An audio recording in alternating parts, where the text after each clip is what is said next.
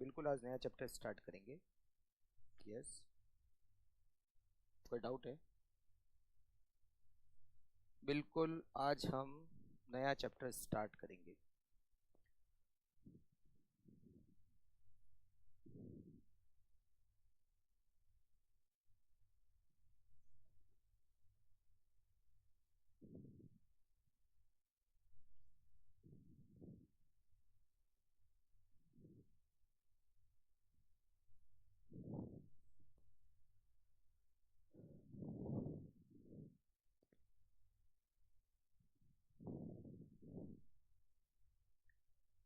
सबसे पहले good morning आप सभी को। कैसे हैं आप? फाइनेंशियल मैनेजमेंट का हम एक चैप्टर कंप्लीट कर चुके हैं, लेवरेज एनालिसिस, और उसके बहुत सारे क्वेश्चंस प्रैक्टिस असाइनमेंट में। तो जो प्रैक्टिस असाइनमेंट के क्वेश्चन से, जैसा कि आपने जो नोट्स है, जो बुक है, उसमें देखा होगा कि हर क्वेश्चन के नीचे आपको एक क्यूआर कोड दे रखा है, मतलब वो उस क्वेश्चन का आंसर है। तो अगर आपको आंसर मिल जाए, नेट आंसर तो दे ही रखा है, हाँ नेट आंसर तो दे ही रखा है, उसके साथ में एक क्यूआर और दे रखा है, पूरे सोल्यूशन का वीडियो है। आप उस क्यूआर को स्कैन करोगे तो सीधे आप उसके सोल्यूशन पर पहुंच जाओगे। वीडियो में आपको पूरा सोल्यूशन दे रखा है, ठीक है, वीडियो में पूरा उसका सोल्यूशन दे रखा है। तो हर प्रैक्टिस असाइनमेंट के क्वेश्चन के नीचे आपको क्यूआर कोड मिलेगा, और उस क्यूआर कोड से आप उसका सोल्यूशन, अगर आपके नहीं मिलता है तो देख सकते हो, और अगर आंसर मिल गया तो ठीक है, ओके। हाँ बिल्कुल, अच्छा लगा आपको, वेरी गुड। तो वो आपको अच्छा लगे इसीलिए ऐसा बनाया गया, जिससे कि आप प्रैक्टिस असाइनमेंट के लिए बार बार मुझे परेशान ना करें, ठीक है। Yes, correct. टेस्ट लेंगे, बिल्कुल लेंगे। 2-3 चैप्टर खत्म होने के बाद में टेस्ट लेंगे, ठीक है। हाँ, फिर जब पूरा कोर्स खत्म हो जाएगा उसके बाद और टेस्ट लेंगे। तो 2 या 3 चैप्टर खत्म होंगे फिर एक टेस्ट, फिर 2-3 चैप्टर खत्म होंगे फिर एक टेस्ट। अब मान के चलिए अप्रोक्सीमेटली 2 से 3 टेस्ट तो हम ले ही लेंगे ड्यूरिंग जो क्लास चल रही है। फिर जब पूरा कोर्स खत्म हो जाएगा तब 1-2 और टेस्ट लेंगे, जिससे कि पूरा एफएम का कोर्स आपका कवर हो जाए, करेक्ट। तो सारे सेटल हो गए, निकाल लो। आज अभी तो नोट्स की ज़रूरत नहीं है, हाँ नोट्स आप रहने दीजिए। अभी आपको केवल रजिस्टर चाहिए, पेन चाहिए, और थोड़ा बहुत कैलकुलेटर चाहिए, मतलब निकाल लीजिए कैलकुलेटर, पेन और रजिस्टर। नोट्स की आज कुछ समय के लिए ज़रूरत नहीं पड़ेगी। हाँ, आज अगर कुछ क्वेश्चन स्टार्ट हो गए तो मे भी पॉसिबल है कि आपको ज़रूरत पड़ेगी। करें स्टार्ट, चलिए। Cost of capital. एक कंपनी अपनी कैपिटल को अरेंज करती है। बिजनेस करने के लिए क्या चाहिए? पैसे चाहिए। बिना पैसों के बिजनेस कैसे हो सकता है? अगर आज आपके पास में सपोज 5 करोड़ रुपए आ जाए या 10 करोड़ आ जाए, तो हो सकता है सीएमए छोड़ ही दो आप, कि आप किसको करनी है सीएमए। मेरे पास 10 करोड़ है, नहीं 5 करोड़ है, मैं इस 5, 10, 20 करोड़ से बिजनेस कर ही लूंगा। अच्छा, वो कह रहा है नहीं करूंगा, मतलब इसके पास ऑलरेडी है। हाँ, तो अगर आज आपको कोई भी बिजनेस स्टार्ट करना है तो उसके लिए पैसे चाहिए, कैपिटल चाहिए। जब एक कंपनी स्टार्ट होती है तो कंपनी का मतलब क्या है, तो बिजनेस ही स्टार्ट हो रहा है।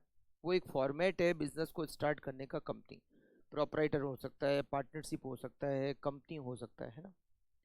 तो जब एक कंपनी स्टार्ट होती है, जब एक बिजनेस स्टार्ट होता है, तो बिजनेस को स्टार्ट करने के लिए कैपिटल की रिक्वायरमेंट होती है। उस कैपिटल को कहाँ से अरेंज करना है, बहुत सारे सोर्स है। कंपनी की बात किए जाए तो मेन जो सोर्स है वो 4 सोर्स है। पहला सोर्स कैपिटल को अरेंज करने का जो कि सबसे इंपॉर्टेंट है वो है इक्विटी शेयर कैपिटल। दूसरा main important source that is preference share capital. दो तरह के तो शेयर्स होते हैं, बिल्कुल आप लोग समझते हो कि क्या होते हैं शेयर। तो इक्विटी शेयर कैपिटल और प्रेफरेंस शेयर कैपिटल, ये दो मेन सोर्स है शेयर कैपिटल है। फिर तीसरा मेन सोर्स डिबेंचर, और फोर्थ मेन सोर्स होता है लॉन्ग टर्म लोन। ये 4 मेन सोर्स होते हैं जहां से एक कंपनी लॉन्ग टर्म कैपिटल को अरेंज कर सकती है। Equity share, preference share, debenture और लोन, इनको आप सोर्स ऑफ कैपिटल कह सकते हो। ये जहां से भी हम कैपिटल को अरेंज करते हैं, क्या ये कैपिटल फ्री में अरेंज होती है? मतलब जैसे मान लो एक कंपनी ने लोन लिया, तो जिसने लोन दिया क्या वो फ्री में दे रहा है? फ्री में मतलब 5 करोड़ का लोन दिया और बदले में वापस आपको 5 करोड़ लौटाने 2-5 साल बाद, ऐसा होता है? नहीं। 5 करोड़ का अगर आप लोन ले रहे हो तो आपके उसके ऊपर इंटरेस्ट का पेमेंट करना पड़ेगा। लोन फ्री में नहीं मिलता, कोई भी पैसा देता है वो फ्री में नहीं देता, उसके बदले में उसको रिटर्न चाहिए। डिबेंचर जो पैसा दे रहे हैं आपको, डिबेंचर होल्डर जो आपको पैसा दे रहा है, उसको उसके बदले में इंटरेस्ट चाहिए। जो आपको लोन दे रहा है उसको उसके बदले में इंटरेस्ट चाहिए। जो प्रेफरेंस शेयर कैपिटल आप अरेंज कर रहे हो, जो पैसा आप प्रेफरेंस शेयर कैपिटल से अरेंज कर रहे हो, उसके बदले में आपको प्रेफरेंस डिविडेंड का पेमेंट करना होता है। जो आप इक्विटी शेयर से पैसा अरेंज करते हो, आपको उसके बदले में इक्विटी डिविडेंड का पेमेंट करना होता है। कोई भी पैसा फ्री में नहीं देता, ये सारे इन्वेस्टर है। इक्विटी शेयर जो खरीद रहा है वो इन्वेस्टर है, प्रेफरेंस शेयर जो खरीद रहा है वो इन्वेस्टर है, डिबेंचर जो खरीद रहा है वो इन्वेस्टर है, जो लोन दे रहा है वो फाइनेंशियल इंस्टीट्यूट है। और ये सब आपको पैसा दे रहे हैं जिसके बदले में बदले में आप उनके पैसे को यूज कर रहे हो, आप इन्वेस्टर के पैसे को यूज कर रहे हो, बदले में आपको इन्वेस्टर को रिटर्न देना होता है। तो जो भी कैपिटल आप अरेंज करते हो, आपको उसके कैपिटल को यूज करने के बदले में पेमेंट करना होता है। और ये जो आप पेमेंट करते हो उसकी कैपिटल को यूज करने के बदले में, उसको हम कहते हैं कॉस्ट। मतलब डिबेंचर की कॉस्ट इंटरेस्ट, लोन की कॉस्ट इंटरेस्ट, प्रेफरेंस शेयर की कॉस्ट प्रेफरेंस डिविडेंड, और इक्विटी शेयर की कॉस्ट इक्विटी डिविडेंड। पैसा फ्री में कोई नहीं दे रहा है, सबको बदले में कुछ ना कुछ चाहिए। आज आपसे आप बैंक में एफडी कराते हो, तो क्यों कराते हो? पैसा सेफ रखने के लिए बैंक में दे रहे हो? नहीं, ब्याज कमाने के लिए आप एफडी कर रहे हो। तो आप बैंक को पैसे दे रहे हो, बदले में आपको क्या चाहिए? इंटरेस्ट चाहिए। आप एफडी करा रहे हो बैंक में, इसके बदले में आपको इंटरेस्ट चाहिए। तो बिना कुछ मिले कोई किसी को पैसे नहीं देता। ये जो भी इन्वेस्टर है, ये अपना पैसा इन्वेस्ट करते हैं, उसके बदले में उनको रिटर्न चाहिए।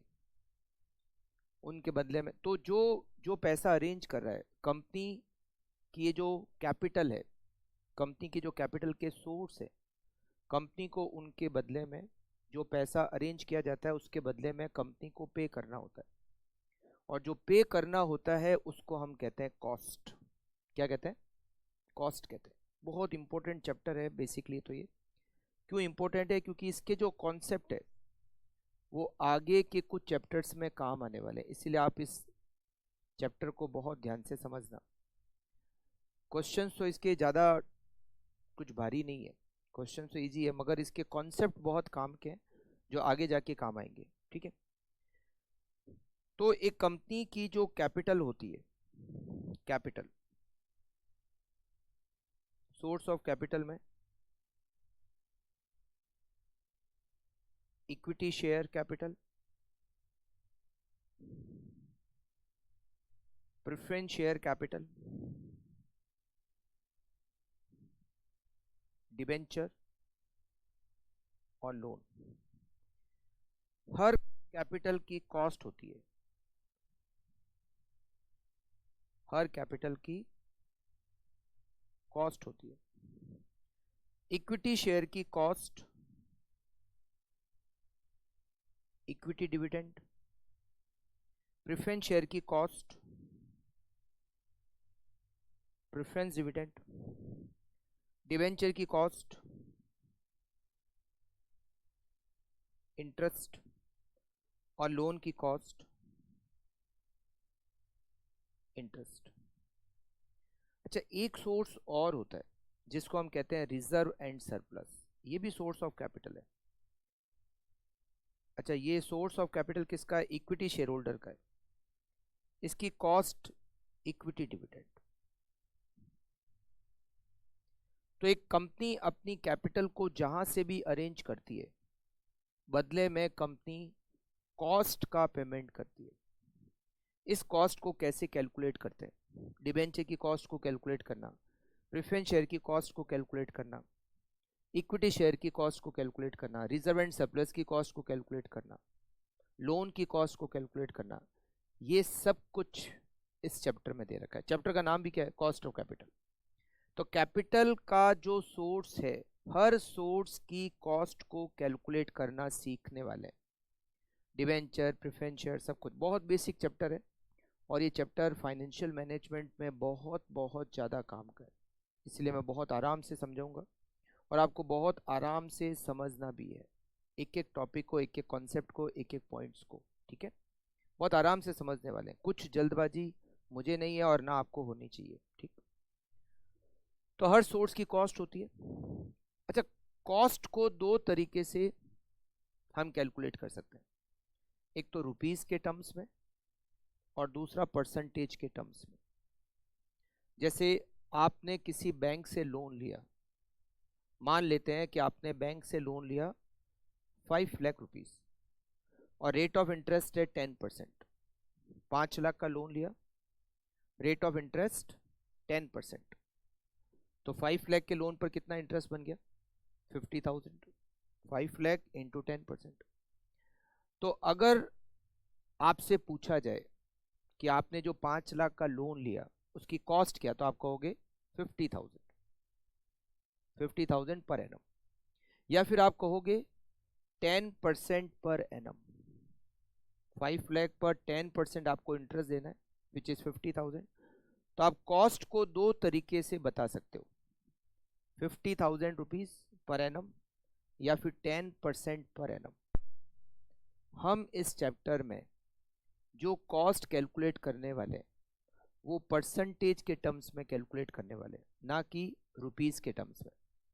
डिबेंचर की कॉस्ट कितना परसेंट, प्रेफरेंस शेयर की कॉस्ट कितना परसेंट, इक्विटी की कॉस्ट कितना परसेंट, लोन की कॉस्ट कितना परसेंट, रिजर्व एंड सरप्लस की कॉस्ट कितना परसेंट।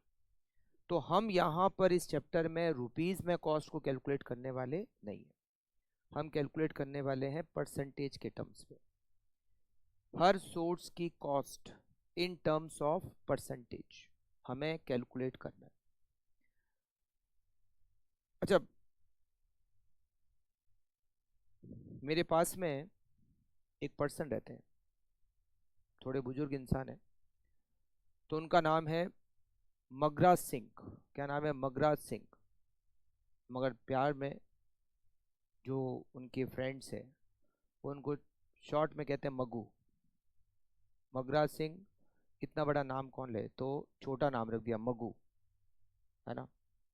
तो बहुत बार हम क्या करते हैं कि बड़े नाम को छोटे नाम में कन्वर्ट कर देते हैं, छोटा बना देते हैं उसको। इक्विटी की कॉस्ट, क्या करो, आपका छोटा नाम क्या है बाद में बताऊंगा, ठीक है।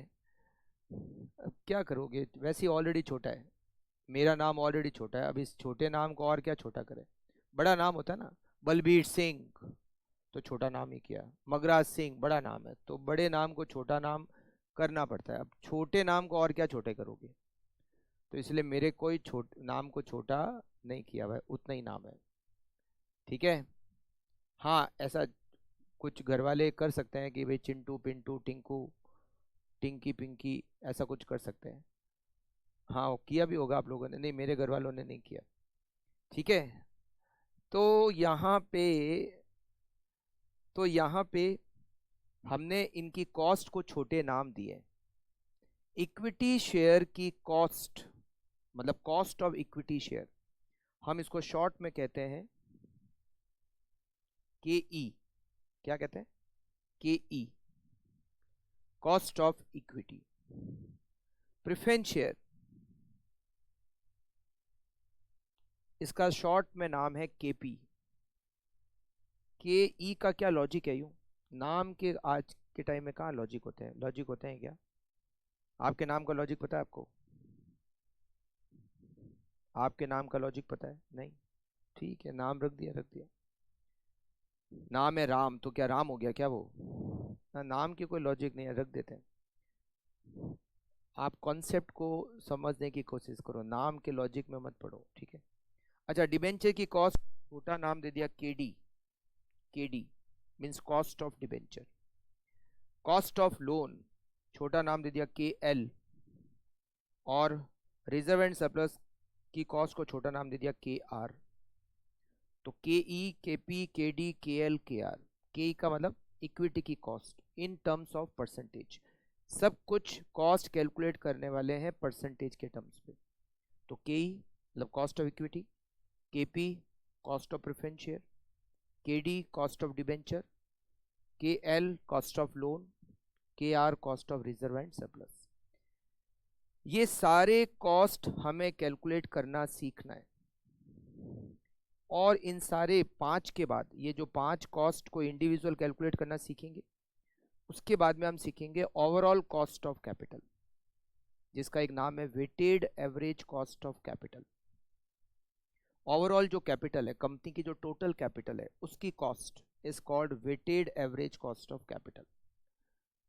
ये सब कुछ सीखेंगे हम इस चैप्टर में, और ये चैप्टर हमारा हो जाएगा दी एंड।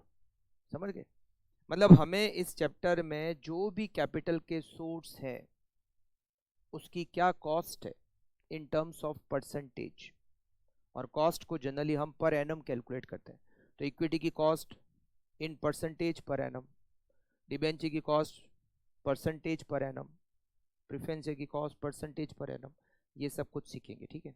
अच्छा, इसमें भी एक पॉइंट ऐसा है कि जो केडी है, डिबेंचर, डिबेंचर अगर हम सबसे पहले यहाँ से स्टार्ट करेंगे। हाँ, मैं यही पढ़ के आया हूँ, ठीक है, इसीलिए यहाँ से स्टार्ट करेंगे। तो हम सबसे पहले केडी से स्टार्ट करेंगे। केडी से स्टार्ट करेंगे। अगर आपने केडी को अच्छी तरीके से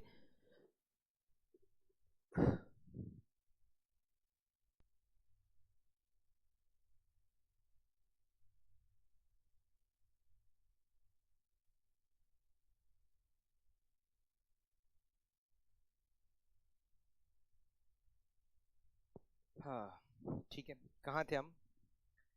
तो डिबेंचर की कॉस्ट केडी, प्रेफरेंस शेयर की कॉस्ट केपी, इक्विटी की कॉस्ट के, हाँ हम पढ़ रहे थे कि अगर हमने डिबेंचर की कॉस्ट को कैलकुलेट करना अच्छी तरीके से सीख लिया तो केपी हमारे लिए समझना बहुत आसान हो जाएगा, के एल हमारे लिए समझना बहुत आसान हो जाएगा, थोड़ा बहुत के ई भी हमें समझ में आ जाएगा, के ई और के आर। तो के डी को बहुत अच्छी तरीके से हम डिस्कस करेंगे, अच्छी तरीके से समझेंगे, और के डी को सीखने के बाद फिर हम के पी, के ई और ये बाकी के उसके बाद में करेंगे, ठीक है। तो सबसे पहले स्टार्ट करते हैं कॉस्ट ऑफ डिबेंचर। आप फटाफट से लिख लीजिए, cost of debenture, cost of debenture.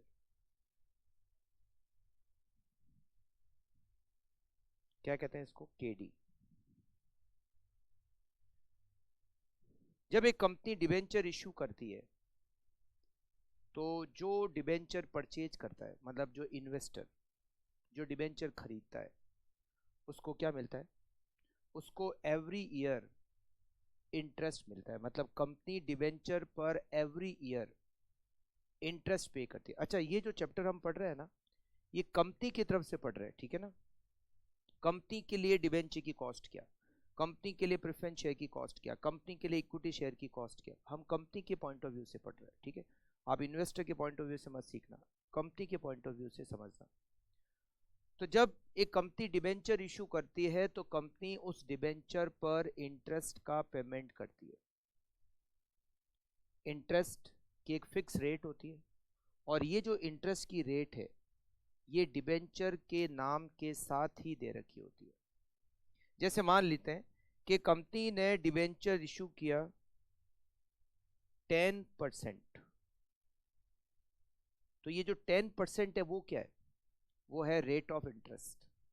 मतलब कंपनी डिबेंचर पर 10% इंटरेस्ट का पेमेंट करेगी। डिबेंचर पर जो इंटरेस्ट की रेट है वो डिबेंचर के नाम के साथ ही दे रखी होती है। तो रेट ऑफ इंटरेस्ट 10% है, 10% डिबेंचर का मतलब है कंपनी 10% पर एनम इंटरेस्ट का पेमेंट करेगी। तो क्या ये जो 10% है, जो इंटरेस्ट की रेट है, क्या वो ही केडी है? अभी हमने क्या डिस्कस किया कि हम इस चैप्टर में कॉस्ट को कैलकुलेट करना सीखेंगे परसेंटेज के टर्म्स में। परसेंटेज के टर्म्स में कैलकुलेट करेंगे कि कॉस्ट क्या है, कितना परसेंट है। तो डिबेंचर पर कॉस्ट, डिबेंचर की कॉस्ट क्या? इंटरेस्ट। कंपनी को डिबेंचर पर एवरी ईयर इंटरेस्ट का पेमेंट करना है, तो interest is cost of debenture, और इंटरेस्ट की रेट जो है वो केडी है।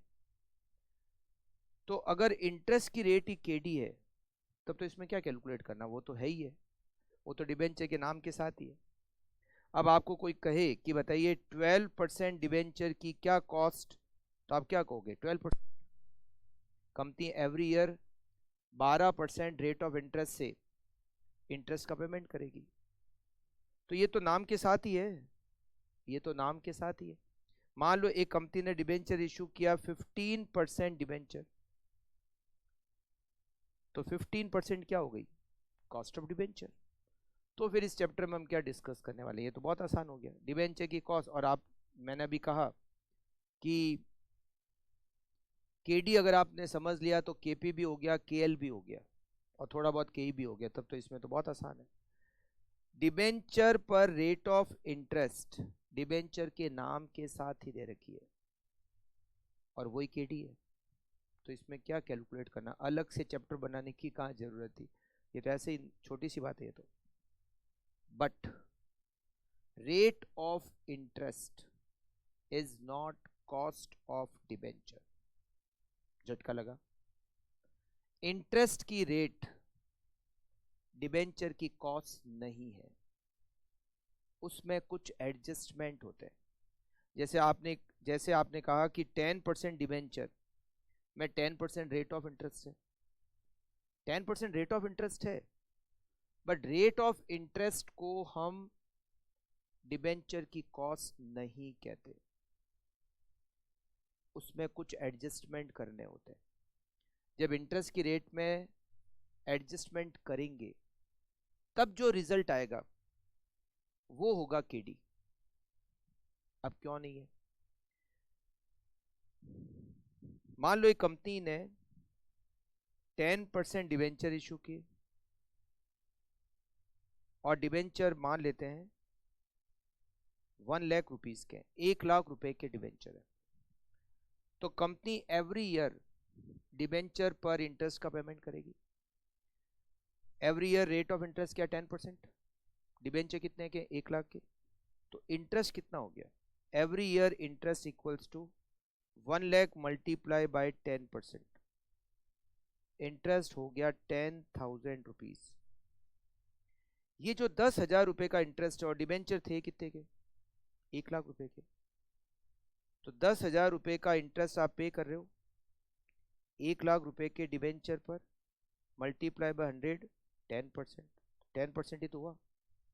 मतलब अगर आप किसी बैंक से 5 लाख का लोन लेते हो और रेट ऑफ इंटरेस्ट 12% है, तो आपको एवरी ईयर कितना इंटरेस्ट देना है? 5 लाख मल्टीप्लाई बाई 12%, आपको एवरी ईयर 60,000 का इंटरेस्ट देना है। ये हो गया cost in rupees. Cost in rupees equal to interest का अमाउंट, और परसेंटेज में 60,000 का इंटरेस्ट दे रहे हो 5 लाख के लोन पर, तो 60,000 डिवाइडेड बाई 5 लाख, 12% ही तो हुआ। तो रेट ऑफ इंटरेस्ट ही तो कॉस्ट ऑफ डिबेंचर या लोन है। डिबेंचर और लोन की कॉस्ट इंटरेस्ट की रेट को तो कहेंगे, बट नहीं, इंटरेस्ट की रेट को केडी नहीं कहते। Rate of interest, rate of interest और केडी ये दोनों सेम नहीं है। आपको इंटरेस्ट की रेट में 2 एडजस्टमेंट करने पड़ेंगे। कितने एडजस्टमेंट करने पड़ेंगे? 2। एडजस्टमेंट नंबर 1 और एडजस्टमेंट नंबर 2। जब आप ये 2 एडजस्टमेंट कर लोगे तो आपको केडी मिल जाएगी। मतलब इंटरेस्ट की रेट में जब आप 2 एडजस्टमेंट करोगे तब आपको जाके मिलेगी केडी। अब ये 2 एडजस्टमेंट कौन कौन से? एक एडजस्टमेंट होता है नेट प्रोसीड का एडजस्टमेंट। किसका? नेट प्रोसीड का। और दूसरा एडजस्टमेंट होता है इनकम टैक्स का। दूसरा एडजस्टमेंट होता है इनकम टैक्स का। अब ये 2 एडजस्टमेंट कैसे करते हैं और ये 2 एडजस्टमेंट क्यों करेंगे? मतलब रेट ऑफ इंटरेस्ट में, रेट ऑफ इंटरेस्ट को हम केडी क्यों नहीं कहते? ये 2 एडजस्टमेंट क्यों करना है और कैसे करना है ये हमें सीखना है। ठीक है, बहुत ध्यान से समझना आप लोग। आज हम केडी, केपी, केएल इन सबको पूरा कंप्लीट सीखने वाले हैं। ठीक है, फिर शायद हम नेक्स्ट क्लास में केई को डिस्कस करेंगे। तो हमें इंटरेस्ट की रेट में 2 एडजस्टमेंट करने होते हैं। एक एडजस्टमेंट करना होता है नेट प्रोसीड का, दूसरा एडजस्टमेंट करना होता है, करेक्ट, इनकम टैक्स का। अब ये कैसे करते हैं? एग्जाम्पल से सीखते हैं कि ये नेट प्रोसीड का एडजस्टमेंट क्या है। सबसे पहले मैं नेट प्रोसीड वाला एडजस्टमेंट बताता हूँ। ठीक है, 2 अलग अलग एडजस्टमेंट है। पहला एडजस्टमेंट है नेट प्रोसीड का। देखो, जब एक कंपनी डिबेंचर इशू करती है तो डिबेंचर को 3 तरह से इशू किया जा सकता है।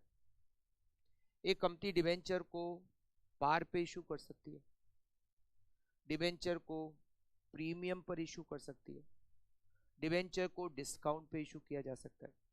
पार पे, प्रीमियम पे या डिस्काउंट पे, करेक्ट। डिबेंचर की एक फेस वैल्यू होती है। मान लेते हैं डिबेंचर की फेस वैल्यू है 100 रुपए, करेक्ट। अच्छा, जब एक कंपनी को इंटरेस्ट का पेमेंट करना होता है तो इंटरेस्ट की जो कैलकुलेशन होती है वो फेस वैल्यू पे ही होती है। Paid up value, paid up value मतलब फेस वैल्यू, ठीक है ना। तो जब एक कंपनी डिबेंचर पर इंटरेस्ट का पेमेंट करेगी तो इंटरेस्ट की जो कैलकुलेशन होती है वो फेस वैल्यू पर ही होती है। बट कंपनी ने जब डिबेंचर इशू किया तो जरूरी नहीं कि कंपनी ने डिबेंचर को पार पे इशू किया। डिबेंचर प्रीमियम पे भी इशू हो सकता है, डिबेंचर डिस्काउंट पे भी इशू हो सकता है ना। अच्छा, दूसरी बात, जब कंपनी डिबेंचर इशू करती है, डिबेंचर इशू करने का मतलब क्या होता है पता है? डिबेंचर को इशू करने का मतलब है डिबेंचर को मार्केट में सेल करना, बेचना। कैसे बेचती है? ठेला लगाती है कि खरीद लो डिबेंचर, खरीद लो डिबेंचर हमारे, खरीद लो, ऐसा नहीं। कंपनी डिबेंचर इशू करती है, उसके अंदर बहुत सारे अंडरराइटर होते हैं, बीच में ब्रोकर होते हैं, ब्रोकरेज लगती है, अंडरराइटिंग कमीशन लगता है, स्टॉक एक्सचेंज के एक्सपेंडिचर लगते हैं, बहुत सारे खर्चे लगते हैं। ऐसा ही नहीं है कि डिबेंचर इशू कर दिए, 1 लाख रुपए के डिबेंचर इशू किए, 1 लाख रुपए आ गए, नहीं। जैसे मान लो आपका एक प्लॉट है, आपको उस प्लॉट को बेचना है, तो बेचने के लिए आप क्या करोगे? किसी ब्रोकर के पास जाओगे कि मुझे मेरा प्लॉट बेचना है। ब्रोकर कहता है ठीक है, उसने आपका प्लॉट जो है वो 1 करोड़ में सेल कर लिया, मगर क्या आपको 1 करोड़ वो देगा? नहीं, वो अपनी ब्रोकरेज भी तो लेगा। मान लो उसने 1 लाख रुपए की ब्रोकरेज ली, तो आपको कितने मिले? आपको तो 99 लाख ही मिले, आपको 1 करोड़ नहीं मिले, आपको 99 लाख मिले। तो जब एक कंपनी डिबेंचर को सेल करती है तो कुछ खर्चा लगता है। ये जो खर्चा है इसको हम कहते हैं फ्लोटेशन कॉस्ट। क्या कहते हैं? Flotation cost. Flotation cost. ठीक है। तो दो चीजें हमने सीखी। जब एक कंपनी डिबेंचर इशू करती है तो डिबेंचर को पार पे भी इशू किया जा सकता है, प्रीमियम पे भी इशू किया जा सकता है, डिस्काउंट पे भी इशू किया जा सकता है। दूसरा, डिबेंचर इशू करने पर एक्सपेंडिचर लग सकते हैं और वो एक्सपेंडिचर होते हैं फ्लोटेशन कॉस्ट। तीसरा, इंटरेस्ट की जो कैलकुलेशन होती है वो हमेशा फेस वैल्यू पर ही होगी, चाहे आपने डिबेंचर प्रीमियम पे इशू किया चाहे डिस्काउंट पे, इंटरेस्ट आपको फेस वैल्यू पे ही देना होता है। ठीक है। अब एक छोटा सा पॉइंट लेके ये पहला जो एडजस्टमेंट है उसको सीखते हैं। एक कंपनी ने डिबेंचर इशू किया 10% डिबेंचर। डिबेंचर की फेस वैल्यू 100 रुपए। कंपनी ने डिबेंचर इशू किया, इशूड एट 10% डिस्काउंट। कंपनी ने डिबेंचर को 10% डिस्काउंट पे इशू किया। फ्लोटेशन कॉस्ट ₹5 पर डिबेंचर। एक डिबेंचर पर 5 रुपए की फ्लोटेशन कॉस्ट भी लग गई। अब आप समझना, डिबेंचर पर इंटरेस्ट होगा। इंटरेस्ट, मैं एक डिबेंचर की बात कर रहा हूं, ठीक है। इंटरेस्ट की कैलकुलेशन कैसे होगी? 100 रुपए की फेस वैल्यू का डिबेंचर है और इंटरेस्ट 10%, मतलब आपका इंटरेस्ट हो गया 10 रुपए। एक डिबेंचर पर 10 रुपए का इंटरेस्ट कंपनी पे करेगी। अब आप ये बताओ कि एक डिबेंचर से कंपनी को रुपए कितने मिले? जब कंपनी ने डिबेंचर इशू किया था तो एक डिबेंचर से कंपनी को कितने रुपए मिले? डिबेंचर 100 रुपए का था, कंपनी ने उसको 10% डिस्काउंट पे इशू किया तो पब्लिक ने कितने दिए? एक डिबेंचर के 90 रुपए, 90 रुपीज दिए। 100 रुपए का डिबेंचर कंपनी ने 10% डिस्काउंट पर इशू किया था तो पब्लिक ने 90 रुपए दिए। हाँ हाँ बता रहा हूं। और कंपनी को अभी तक 90 भी नहीं मिले, कंपनी को अभी तक 90 रुपीज भी नहीं मिले, क्योंकि 5 रुपए का खर्चा भी लग गया, फ्लोटेशन कॉस्ट। तो कंपनी को नेट मिला 85 रुपीज। कंपनी को नेट कितना मिला? 85 रुपीज नेट मिले। अब नेट मिले 85, मगर कंपनी को जो इंटरेस्ट देना है वो तो 100 पे ही देना है। मतलब आप इंटरेस्ट दे रहे हो 100 पे, मगर आपको 100 मिले कहाँ? आपको 100 तो मिले ही नहीं, आपको तो 85 ही मिले। मतलब देखा जाए तो आपकी रेट ऑफ इंटरेस्ट 10%, आप 10% रेट से इंटरेस्ट कैलकुलेट कर रहे हो, आप 10% निकाल रहे हो किसका? 100 का। 100 पे 10% इंटरेस्ट 10 रुपए, मगर आपको 100 मिले कहाँ? आपको तो मिले 85 ही मिले, आपको तो 85 ही मिले। एक पर्सन है जिसका नाम है चतुर सिंह। क्या नाम है? चतुर सिंह। चतुर सिंह को लोन लेना है, चतुर सिंह को अपने बिजनेस के लिए लोन लेना है और वो पहुंच गया HDFC बैंक में। चतुर सिंह ने बैंक में जाके कहा कि मुझे 10 लाख रुपए का लोन लेना है। बैंक वालों ने कहा हम तो इसीलिए बैठे हैं, बोलिए क्या बिजनेस है आपको, कहाँ चाहिए? चतुर सिंह ने कहा मेरे एक दुकान है और उस दुकान के लिए मुझे 10 लाख रुपए का लोन लेना है। बैंक वालों ने कहा ठीक है, आप पेपर फॉर्मेलिटी पूरी कर दीजिए, हम आपको 10 लाख रुपए का लोन दे देते। चतुर सिंह ने कहा ठीक है, सब कुछ तो ठीक है, बट आप ये बताइए कि आपकी रेट ऑफ इंटरेस्ट क्या होगी? बैंक ने कहा हमारी रेट ऑफ इंटरेस्ट बहुत कम है, रेट ऑफ इंटरेस्ट है 9% पर एनम। चतुर सिंह ने कहा ठीक है, कोई दिक्कत नहीं है, ओके। बैंक ने कहा हम आपको लोन दे देंगे, पेपर फॉर्मेलिटी क्या क्या चाहिए, पेपर फॉर्मेलिटी का पूरा एक पेपर बना के दे दिया कि आपको इनकम टैक्स के रिटर्न देने हैं, आपके आईटीआर देने हैं, आपका आधार कार्ड देना है, आपका पैन कार्ड देना है, आपका ये डॉक्यूमेंट आपको चाहिए, आप ये सारे डॉक्यूमेंट जमा करा दो, 5-10 दिन में हम आपको लोन दे देते हैं। और आपको इसके साथ में प्रोसेसिंग फीस का पेमेंट करना पड़ेगा। आपको हम आपसे क्या लेंगे, प्रोसेसिंग फीस। बैंक जब लोन देती है तो प्रोसेसिंग फीस चार्ज करती है। चतुर सिंह ने कहा प्रोसेसिंग फीस कितना होगा, कि ज़्यादा नहीं है, 5%। या फिर एक काम करेंगे, हम आपको प्रोसेसिंग फीस काट के पैसा दे देंगे। चतुर सिंह ने कहा ठीक है, कोई दिक्कत नहीं। चतुर सिंह ने सारे डॉक्यूमेंट जो थे कलेक्ट किए और बैंक में ले जाकर दे दिए। बैंक वालों ने 10 लाख रुपए का लोन 5% प्रोसेसिंग फीस के कम किए, और चतुर सिंह को कितने दे दिए, 9.5 लाख, 9,50,000 चतुर सिंह को दे दिए। 50,000 रुपए किस चीज के लिए, प्रोसेसिंग फीस के लिए, ठीक है ना। बैंक ज्यादातर लेते, हर बैंक जो है वो लेती है इंश्योरेंस, प्रोसेसिंग फीस, पता नहीं क्या क्या पैसे कम कर देती है। 50,000 रुपए प्रोसेसिंग फीस के कम करके बैंक ने 9,50,000 रुपीज चतुर सिंह को दे दिए। चतुर सिंह ने कहा ठीक है। अब बैंक ने कहा 1 साल बाद इंटरेस्ट दे देना। चतुर सिंह ने कहा ओके ठीक है। अब 1 साल एंड हो गया, चतुर सिंह ने इंटरेस्ट की कैलकुलेशन की कि बैंक वालों ने मुझे कितने दिए, 9,50,000। कितने दिए, 9,50,000 रुपए दिए। 10 लाख का लोन मांगा था, दिए तो 9,50, कम करके दिए कुछ 9.5 लाख, तो 9.5 लाख। इंटरेस्ट कितना बताया था, इंटरेस्ट बताया था 9%, तो 9,50,000 पे 9% इंटरेस्ट हो गया 85,500।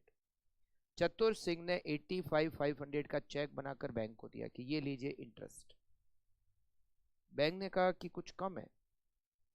चतुर सिंह ने कहा कम कैसे, आपने मुझे दिए थे 9,50,000 रुपए,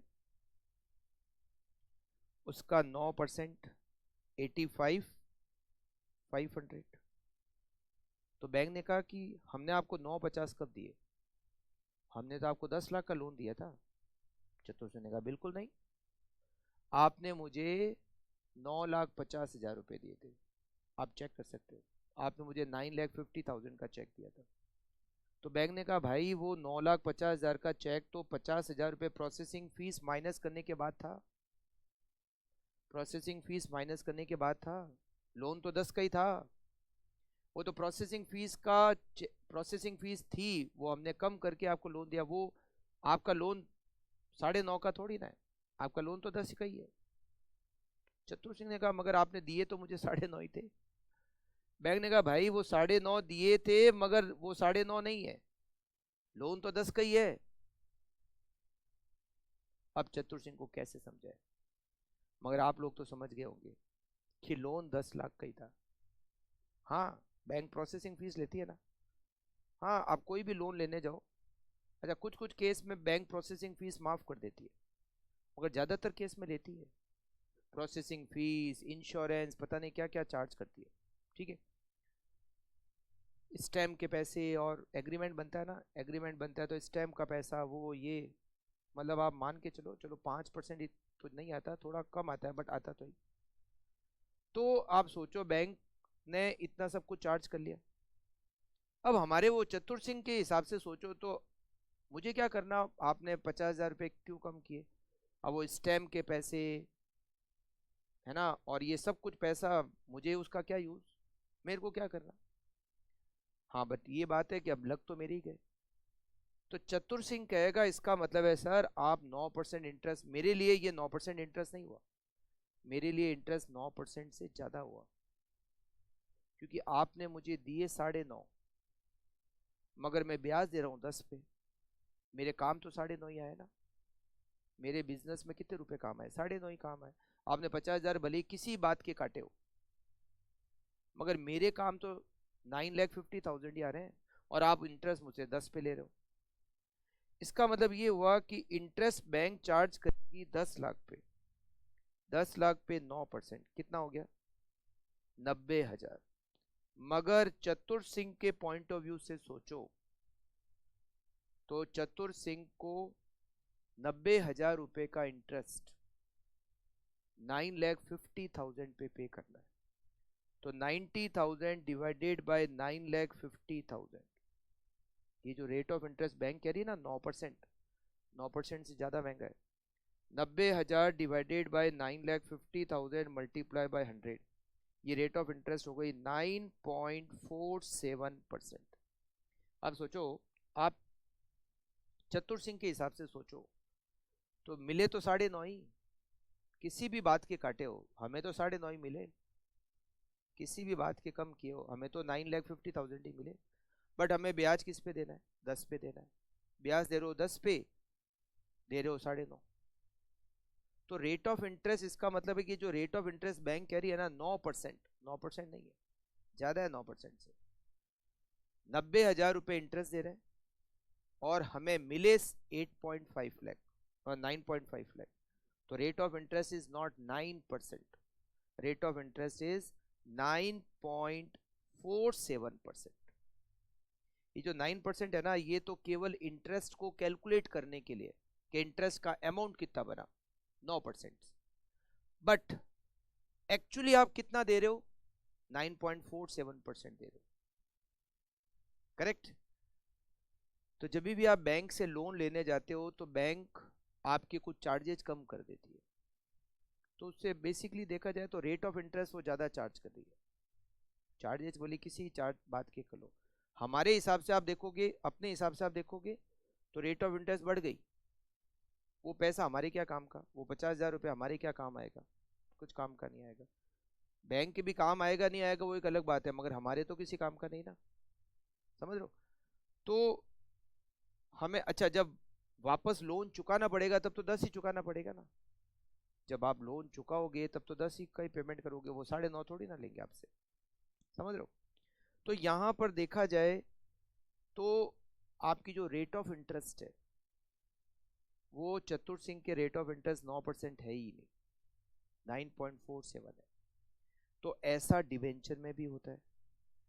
कंपनी ने डिवेंचर 100 रुपए का डिवेंचर था, किस पर इशू किया? उसको 10% डिस्काउंट पे इशू किया। तो एक डिवेंचर से कंपनी को मिले 90 रुपीज और 5 रुपए का खर्चा भी हो गया। तो एक डिवेंचर से कंपनी को मिले 85, मगर जब ब्याज देने की बात आएगी तो ब्याज फेस वैल्यू पे कैलकुलेट होगा, ब्याज 100 पे कैलकुलेट होगा। मतलब हमें मिले 85, ब्याज देना है 100 पे,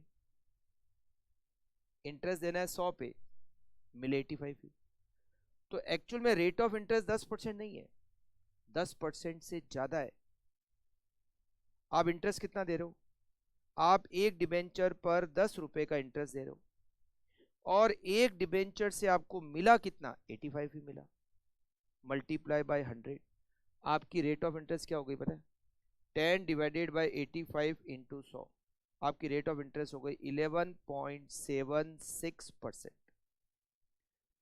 ये जो 10% है ना रेट ऑफ इंटरेस्ट, ये तो केवल इंटरेस्ट का अमाउंट निकालने के लिए कि इंटरेस्ट कितना बना, 100 रुपए का 10%, 10 रुपए।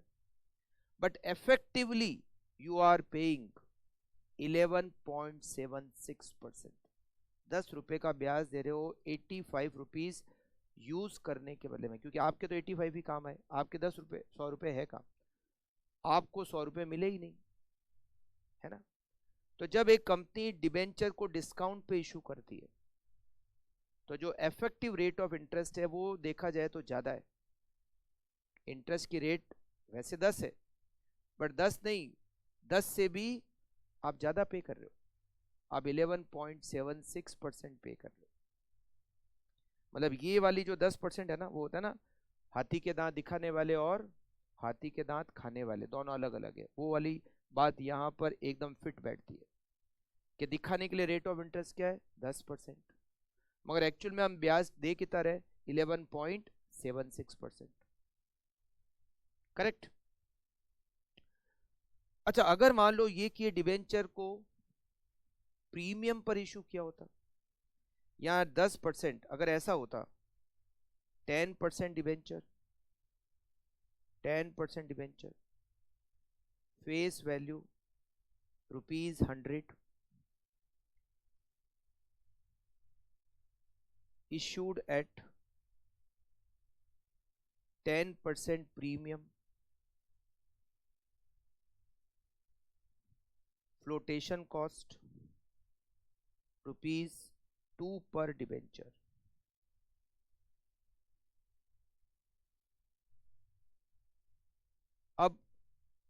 अब देखिए क्या हो गया।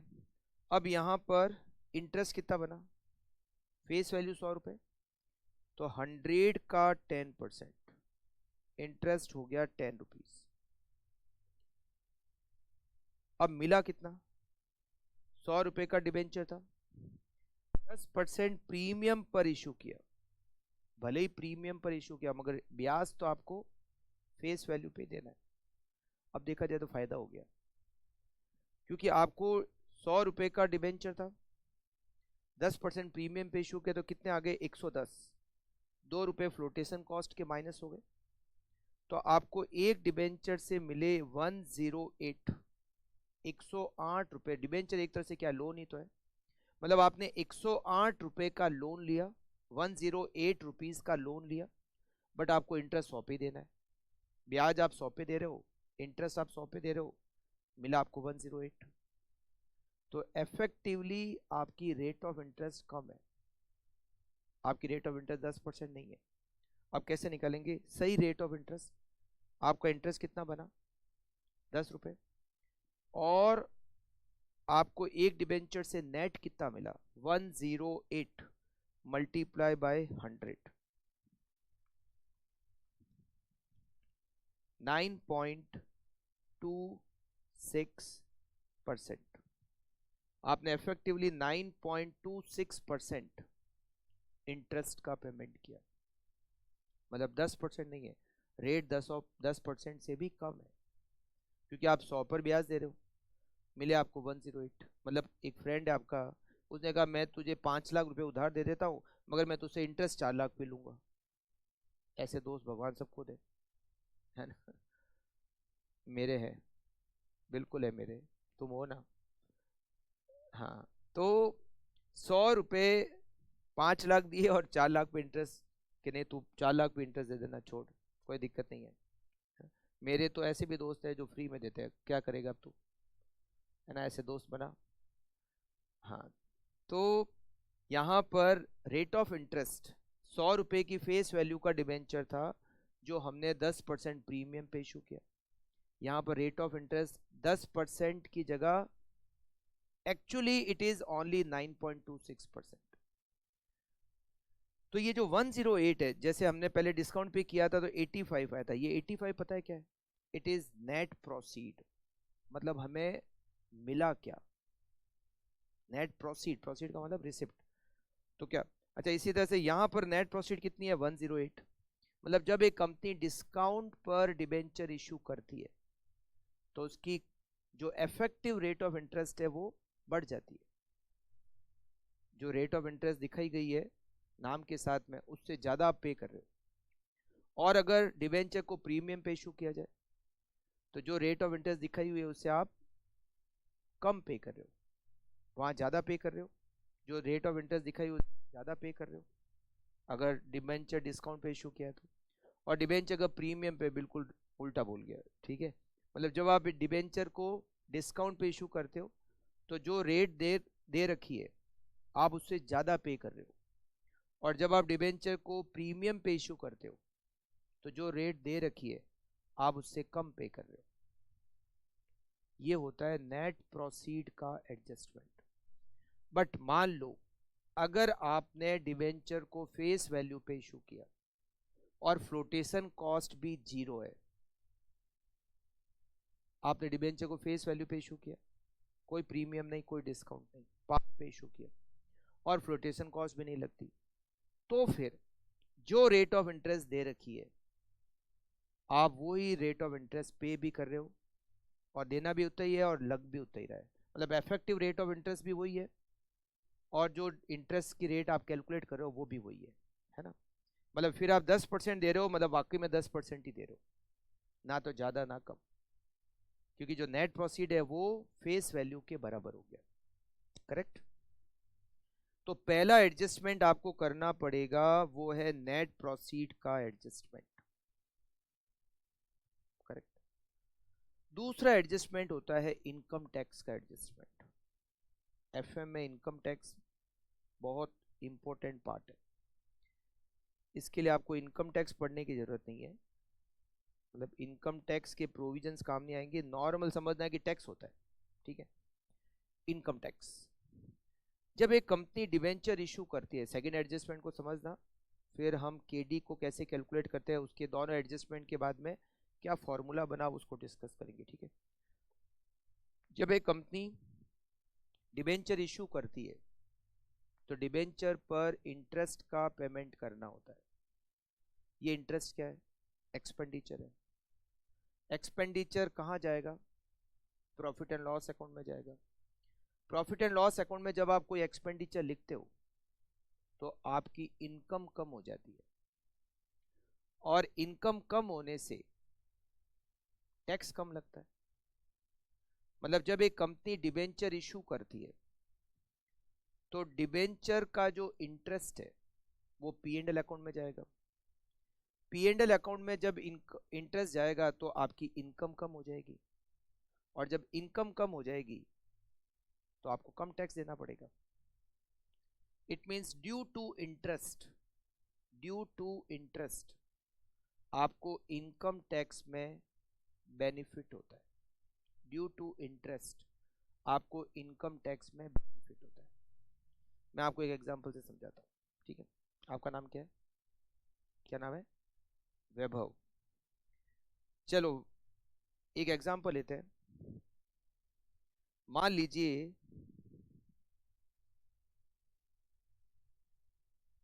वैभव और मैं राकेश राठी। ठीक है। वैभव ने, एक दिन हम लोग ऐसी बात कर रहे थे, वैभव ने कहा सर मैं एक नया बिजनेस स्टार्ट कर रहा हूँ। मैंने कहा किस चीज़ का? तो वैभव ने कहा मैं एक नया बिजनेस स्टार्ट कर रहा हूँ, हैंडीक्राफ्ट का बिजनेस स्टार्ट कर रहा हूँ।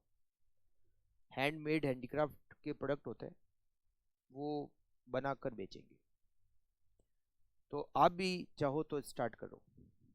मैंने कहा यार मुझे तो कोई एक्सपीरियंस ही नहीं है।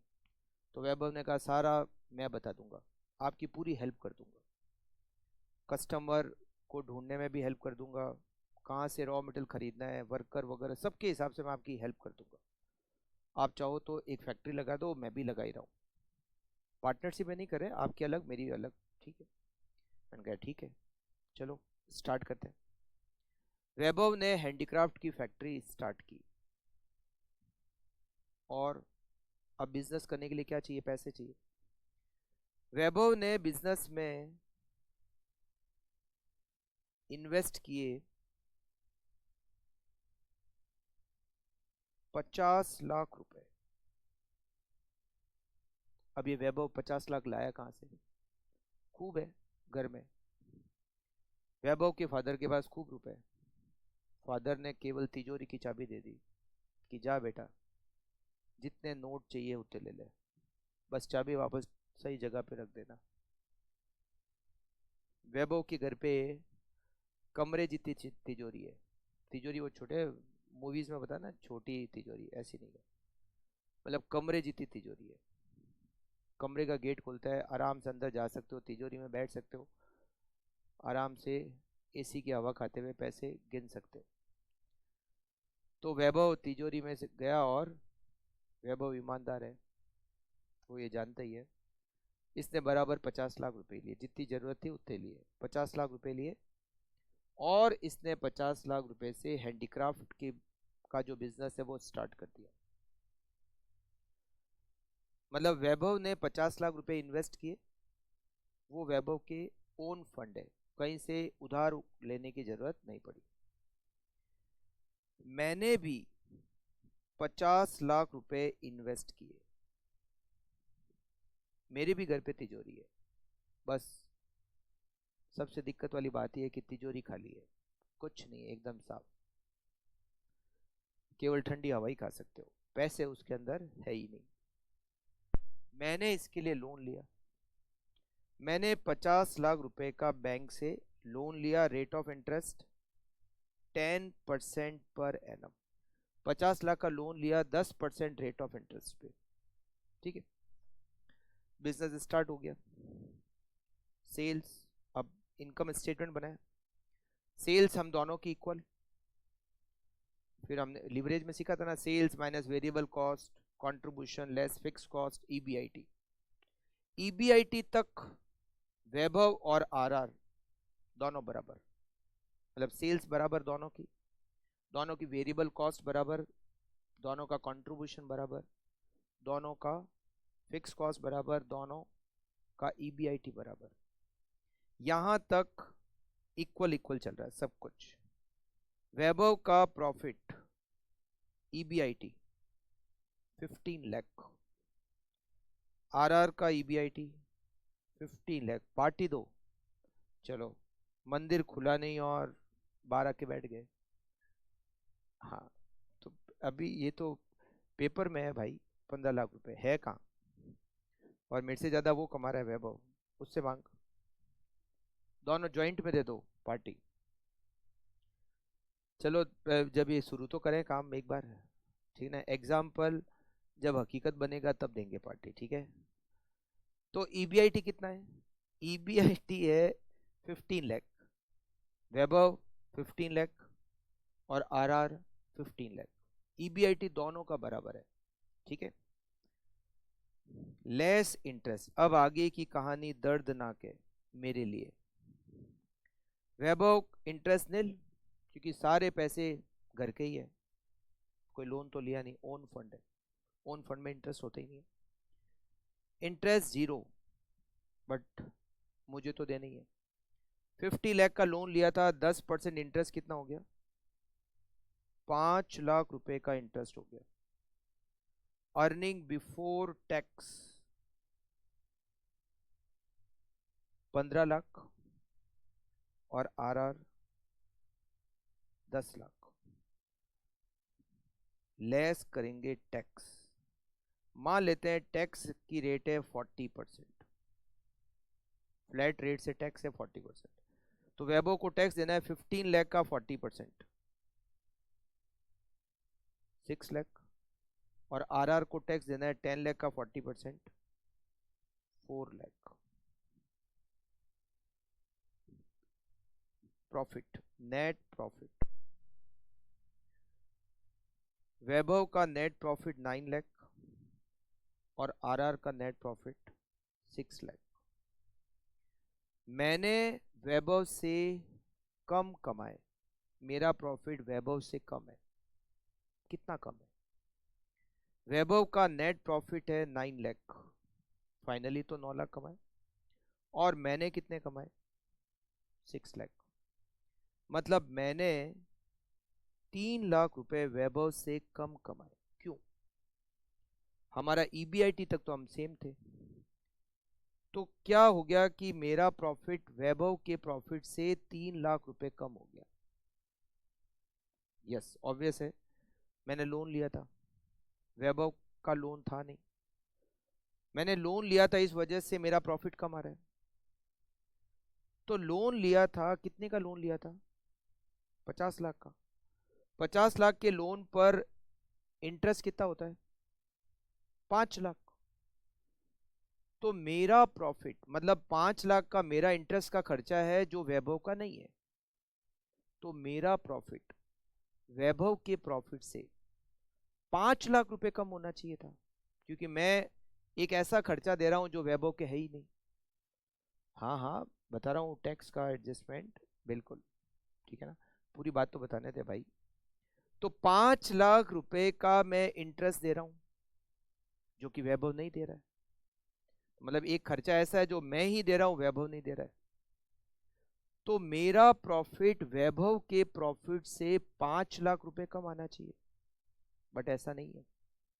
मेरा प्रॉफिट वैभव के प्रॉफिट से केवल 3 लाख रुपए कम आ रहा है। क्यों? क्योंकि टैक्स पे इफेक्ट आ गया। मेरा टैक्स टैक्स भी तो मेरे लिए खर्चा ही है, वैभव के लिए भी खर्चा है ना। मेरा कितना टैक्स लगा? 4 लाख। वैभव का कितना टैक्स लगा? 6 लाख। मेरा टैक्स वैभव के टैक्स से 2 लाख रुपए कम है।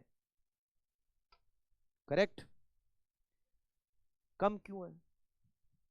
मेरा टैक्स वैभव के टैक्स से कम क्यों है? क्योंकि इंटरेस्ट, मैंने इंटरेस्ट दिया। जैसे ही मैंने 5 लाख रुपए का इंटरेस्ट दिया, मेरी इनकम कम हो गई, और जब मेरी इनकम कम हो गई तो मुझे टैक्स भी कम देना पड़ा। It means due to interest मुझे कम टैक्स देना पड़ा। Due to interest. कितना इंटरेस्ट? 5 लाख। 5 लाख रुपए के इंटरेस्ट की वजह से, हाँ 5 ऐसे नहीं, 5 ऐसे, हाँ ठीक है, बात बहुत पकड़ता है ये। 5 लाख रुपए का इंटरेस्ट की वजह से अब 2 लाख का टैक्स का बेनिफिट, तो ठीक है 2 लाख का टैक्स का बेनिफिट, ठीक है। तो 5 लाख रुपए, हाँ भाई सही इशारे करूंगा, ठीक है। 5 5 लाख रुपए इंटरेस्ट की वजह से मेरा टैक्स 2 लाख रुपए कम लगा। इट मीन्स मैं ये कह सकता हूं कि लोन लेने की वजह से मेरे प्रॉफिट पे इफेक्ट केवल 3 लाख रुपए का ही हुआ। अब तो सही है, 3 लाख रुपए। 5 लाख रुपए इंटरेस्ट दिया, बट उस 5 लाख रुपए इंटरेस्ट की वजह से 2 लाख रुपए का टैक्स का फायदा हो गया। It means net cost of interest is only ₹300। अब इस बात पे एक किस्सा याद आ गया, बताऊंगा मैं, किस्सा तो बताऊंगा, हाँ बताना ही पड़ेगा, ठीक है। और ये एकदम सत्य घटनाओं पर आधारित है, किस्सा तो सुनाना ही पड़ेगा। हुआ ये कि मैं जब, मतलब बहुत पहले की बात है, बहुत सालों पहले की बात है, तो मैं जयपुर जा रहा था। तो जयपुर में मेरा कुछ काम था, तो एक दिन के लिए जयपुर जाना था मुझे, ठीक। काम तो 2-3 घंटे का ही था। तो मेरी मदर ने मुझे कहा कि तू जयपुर जा रहा है, तो वहाँ पर हमारे कोई दूर के रिश्ते में बुआ जी रहते हैं, मतलब पापा की सिस्टर, मतलब रियल सिस्टर नहीं, कज़न सिस्टर थी। तो मेरी मदर ने कहा कि तू जा रहा है तो बुआ जी के यहाँ पे जाके आना। मैंने कहा नहीं नहीं, मैं नहीं जाऊँगा, वो बहुत ज़्यादा बातें करते हैं, बहुत गप्पे मारते हैं। तो मम्मी ने कहा तू कम गप्पेबाज है। मैंने कहा नहीं, मैं इतना भी नहीं हूँ, उनको कंपेयर करूँ तो मैं थोड़ा कम गप्पेबाज हूँ। तो उन्होंने कहा कि नहीं, जाना तो पड़ेगा तुझे, बाद में जो पता चलेगा बुआ जी को कि तू, राकेश है वो जयपुर आया था और घर पे नहीं आया, तो बुरा मानेंगे। मैंने कहा बता नहीं मत, मैं कौन सा जयपुर जाऊंगा तो न्यूज़ में आ जाएगा कि राकेश राठी आज जयपुर आया। उन्होंने कहा ज़्यादा माथापच्ची कर मत, और तुझे बुआ जी के यहाँ पे जाना है, या तो बुआ जी के यहाँ पे जाना है, नहीं तो फिर इस घर में नहीं रहना है। मैंने कहा सीधी बात, घर से हटाने की बुआ जी की वजह से? मम्मी ने कहा हाँ, बुआ जी के यहाँ जाना है। फिर उन्होंने एक एनवलप दिया, उस एनवलप में उन्होंने 1,000 रुपये डाले, ये बुआ जी को दे देना। मैंने कहा एक तो जाओ, दूसरा फाइनेंशियल लॉस करो, 1,000 रुपये का लिफाफा भी दो, ये कौन से, मतलब ये कौन सा इंसाफ है?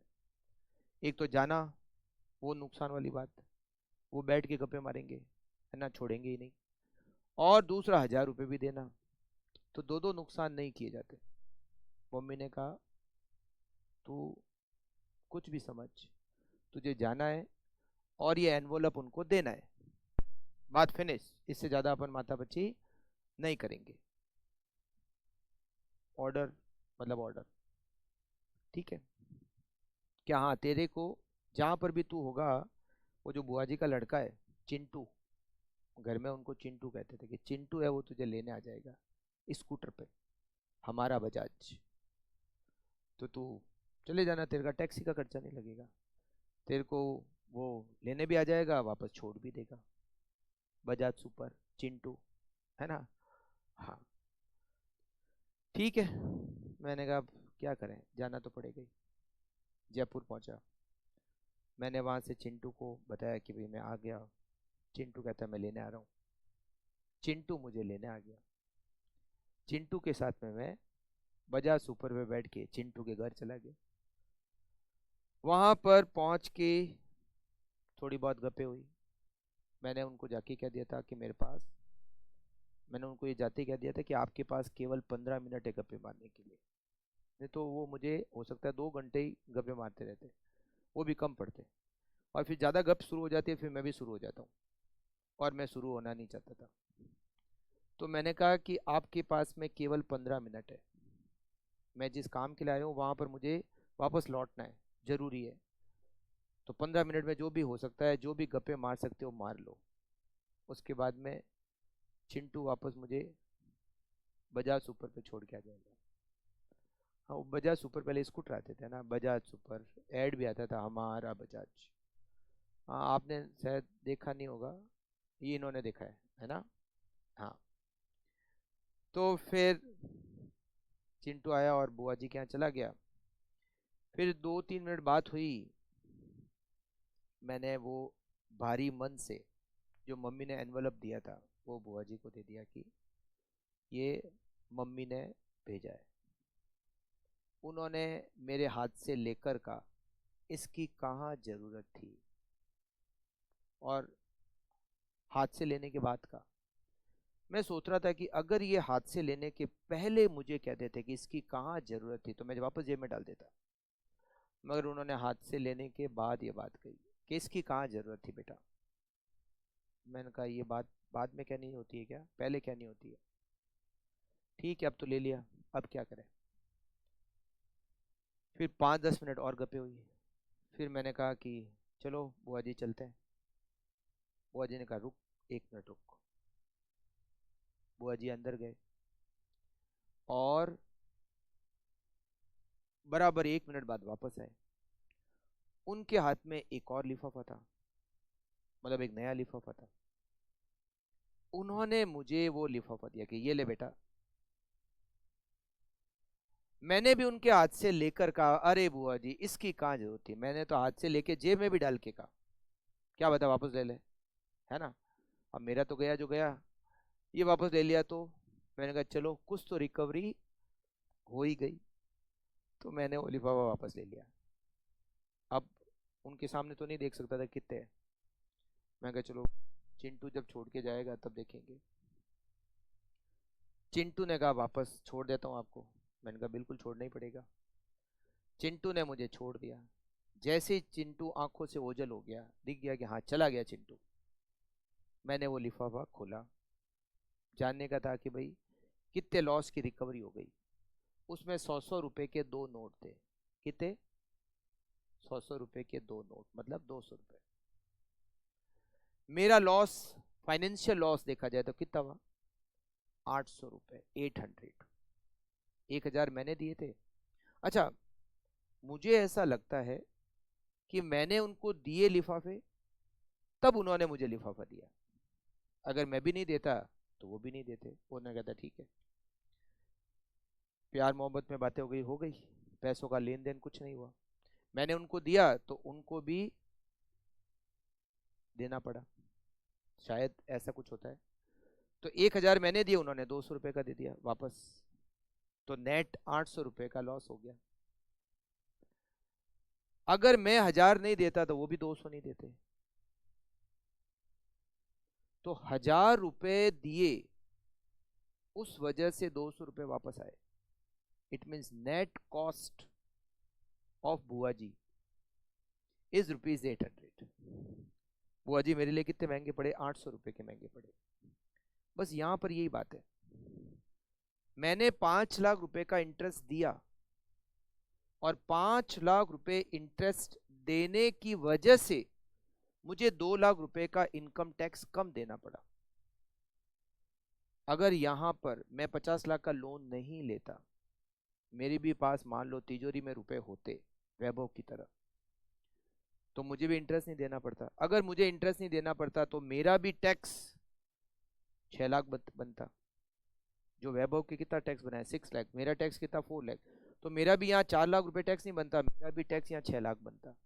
मुझे 2 लाख रुपए टैक्स के ज्यादा देने पड़ते। बट क्योंकि मैंने लोन लिया, इंटरेस्ट दिया, इंटरेस्ट की वजह से मुझे 2 लाख रुपए का टैक्स में फायदा हो गया। इट मीन्स मैं ये कह सकता हूं net cost of interest is only ₹3 lakh, या ये कह सकता हूं net cost of loan equals to ₹3 lakh. Interest तो मैं 5 लाख दे रहा हूं, इंटरेस्ट में 5 लाख दे रहा हूं, मगर इंटरेस्ट की वजह से 2 लाख रुपए टैक्स में फायदा हो गया। इंटरेस्ट की वजह से 2 लाख रुपए टैक्स में फायदा हो गया, करेक्ट। तो 5 लाख रुपए का इंटरेस्ट दिया और 5 लाख रुपए इंटरेस्ट की वजह से 2 लाख रुपए का टैक्स का फायदा हो गया। Means net cost of loan, cost of loan is ₹3 lakh. Clear है? मतलब जब एक कंपनी डिबेंचर इशू करती है तो डिबेंचर पर कंपनी क्या देती है? इंटरेस्ट देती है। ये इंटरेस्ट कहाँ जाएगा? ये इंटरेस्ट जाएगा P&L अकाउंट पे। जब ये इंटरेस्ट P&L में जाएगा तो इंटरेस्ट की वजह से इनकम कम होगी और इनकम कम होने से टैक्स कम लगेगा। It means due to interest there is tax benefit, due to interest there is tax benefit, है ना। अब देखिए, अब इसको समझते हैं। एक कंपनी ने डिबेंचर इशू किया 10%। हर बार 10% ही क्यों लेता हूँ? इजी है ना कैलकुलेट करना, इसीलिए। बाकी एग्जाम में तो कुछ भी आ सकता है, 12, 15, 7, 9, 18 कुछ भी हो सकता है, ठीक है। 10% डिबेंचर फेस वैल्यू। मुझे लगता है ये स्टूडेंट दिमाग बहुत लगाता है कि हर बार 10 ही क्यों लेते हो। अरे यह एग्जाम्पल है भाई, हर बार 10 का क्या मतलब होता है? एग्जाम में 12 भी आ सकता है, 15 भी आ सकता है, जरूरी तो ना एग्जाम में 10 ही आएगा। मगर मैं तो यहाँ समझाने के लिए बता रहा हूँ ना। फिर तेरे हिसाब से क्या लेना चाहिए? 8.3345%। तो समझाने के लिए ले रहा हूँ, तो 10% का क्या है इसमें कि 10% ही क्यों ले रहे हो हर बार? चलो चेंज करते हैं, ये ज़्यादा माथापच्ची कर रहा है, ये ले 15%। अब तो खुश, हैप्पी? हाँ, कोई होता है कुछ फालतू की माथापच्ची करने की आदत होती है। तो 15% डिवेंचर, ठीक है, मतलब रेट ऑफ इंटरेस्ट क्या है? 15%। फेस वैल्यू मान लेते हैं 100 रुपए। अब मत कुछ कहना कि 100 रुपए क्यों ले रहे हो, फेस वैल्यू 100 रुपए। कंपनी ने डिबेंचर इशू किया, इशूड एट 20% प्रीमियम। कंपनी ने 20% प्रीमियम पर डिबेंचर इशू किया।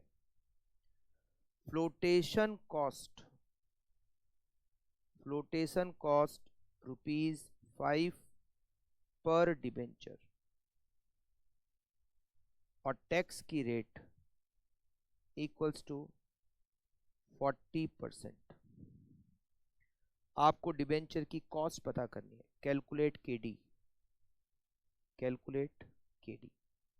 अब देखिए यहां पर इंटरेस्ट की रेट क्या है? यहां इंटरेस्ट की रेट है 15%, but cost of debenture KD 15% नहीं आएगी। इंटरेस्ट की रेट 15% है बट केडी 15% नहीं होगी। अब कैसे? KD equal to interest 1 minus T divided by net proceed into 100। बिल्कुल समझना कैसे। सबसे पहले अच्छा, यहां पर जब भी कॉस्ट कैलकुलेट करनी होती है तो वो एक डिबेंचर पर ही करनी होती है। मतलब ऐसे नहीं कि हमारी कंपनी के टोटल 10,000 डिबेंचर है तो 10,000 डिबेंचर पे कॉस्ट कैलकुलेट करेंगे। वैसे भी कॉस्ट परसेंटेज में निकाल रहे हैं, तो एक पे निकालो चाहे 10 पे निकालो, बात तो एक ही है ना। तो हमें जनरली जब भी कॉस्ट ऑफ डिबेंचर कैलकुलेट करना होगा तो एक डिबेंचर पर ही कैलकुलेट करेंगे, ठीक है। अब इंटरेस्ट, फेस वैल्यू कितनी है एक डिबेंचर की? 100 रुपए। तो पहले तो आप इंटरेस्ट का अमाउंट निकालो, एक डिबेंचर पर कितना इंटरेस्ट होता है? 100 रुपए फेस वैल्यू है 15%, 100 रुपए का 15%, एक डिबेंचर पर इंटरेस्ट 15 रुपए। अब इस पे क्या होगा? टैक्स का फायदा मिलेगा। टैक्स की रेट क्या है? 40%। ये जो 15 रुपए का इंटरेस्ट है ये कहाँ जाएगा? ये जाएगा P&L में। एक डिबेंचर का जो इंटरेस्ट है 15 रुपए, ये P&L में गया। तो P&L में 15 रुपए से इनकम कम हो गई, तो 15 रुपए पे आपको कम टैक्स देना पड़ेगा। अगर आपकी इनकम 15 रुपए कम हो गई, 15 रुपीज कम हो गई, तो आपको 15 पर कम टैक्स देना पड़ेगा, मतलब टैक्स में फायदा हुआ। टैक्स में कितना फायदा हुआ? 15 रुपए की इनकम कम हो गई, 15 रुपए का 40%, 15 का 40%, 6 रुपीज आपको इनकम टैक्स में बेनिफिट हो गया। तो 15 रुपए में से 6 रुपीज माइनस करोगे तो आपका net cost is only ₹9। Interest तो 15 रुपए दे रहे हो, मगर 15 रुपए की वजह से आपको 6 रुपए टैक्स में फायदा हो रहा है। तो 15 में से 6 गए, नेट कॉस्ट इज ओनली ₹9। जैसे अपने वहां किया था, 1000 रुपए मैंने बुआ जी को दिए, उन्होंने वापस 200 दिए, नेट कॉस्ट इज 800।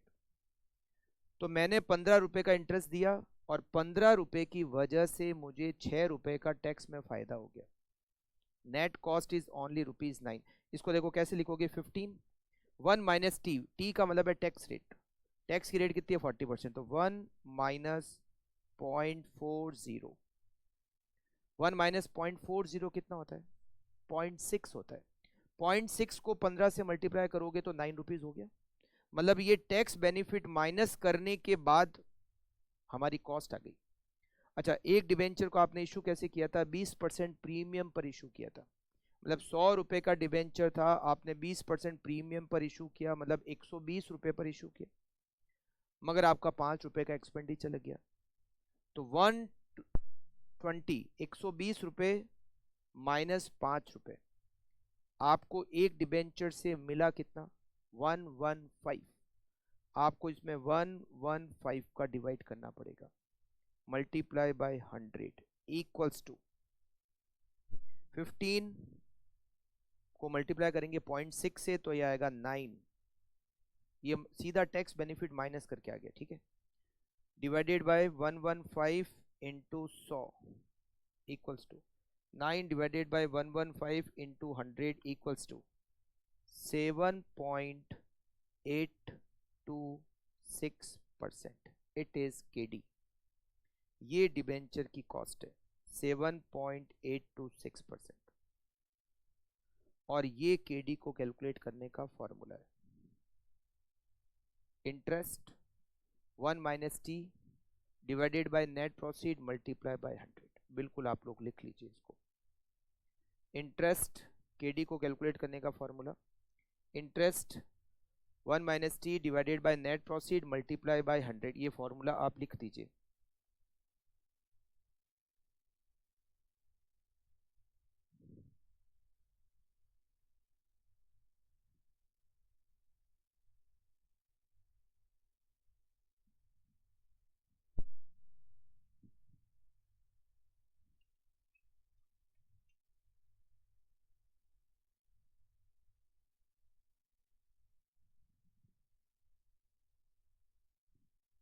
नहीं नहीं, अभी और है।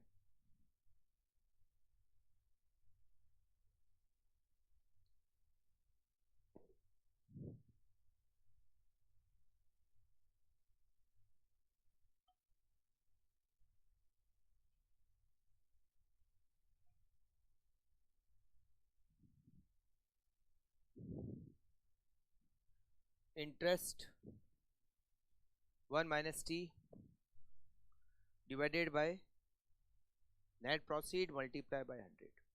It is cost of debenture, ठीक है। अब देखिए, डिबेंचर भी दो तरह के होते हैं। डिबेंचर भी दो तरह के होते हैं। एक होता है जिसको हम कहते हैं परपेचुअल डिबेंचर, और एक होता है जिसको हम कहते हैं रिडीमेबल डिबेंचर। परपेचुअल डिबेंचर वो डिबेंचर जिसको कंपनी इशू करती है और उसको रिडीम करने की जरूरत नहीं। रिडीम का मतलब समझते हो? यस, रिडीम का मतलब होता है रीपेमेंट। डिबेंचर को रिडीम करने का मतलब है वापस पेमेंट। भाई डिबेंचर एक तरह का क्या लोन ही तो है, तो लोन कोई जिंदगी भर के लिए थोड़ी ना मिला है। आप ऐसा तो है नहीं कि इंटरेस्ट देते रहो बस, आपको एक टाइम के बाद में लोन का भी तो वापस पेमेंट करना पड़ेगा। तो एक होता है परपेचुअल डिबेंचर, वो डिबेंचर जिसका पेमेंट नहीं करना होता, केवल इंटरेस्ट देते रहो, इंटरेस्ट देते रहो, लाइफ टाइम इंटरेस्ट देते रहो। डिबेंचर को रिडीम कब करना है? जब कंपनी खुद ही खत्म हो जाएगी, लिक्विडेशन हो जाएगा, तब जाके लिक्विडेशन वो रिडीम होगा, अदरवाइज रिडीम होता ही नहीं है। एवरी ईयर इंटरेस्ट देते रहो। एक होता है रिडीमेबल डिबेंचर जिसका एक टाइम पीरियड होता है, 5 year, 6 year, 7 year, 10 year, 15 year. आप एवरी ईयर, जैसे मान लो आपका डिबेंचर का टाइम पीरियड है सपोज 10 साल, तो आपको क्या करना है? एवरी ईयर इंटरेस्ट देना है, और जब 10 साल खत्म हो जाएंगे तो डिबेंचर का रीपेमेंट करना है। तो दो तरह के डिबेंचर होते हैं, एक होते हैं परपेचुअल, एक होते हैं रिडीमेबल।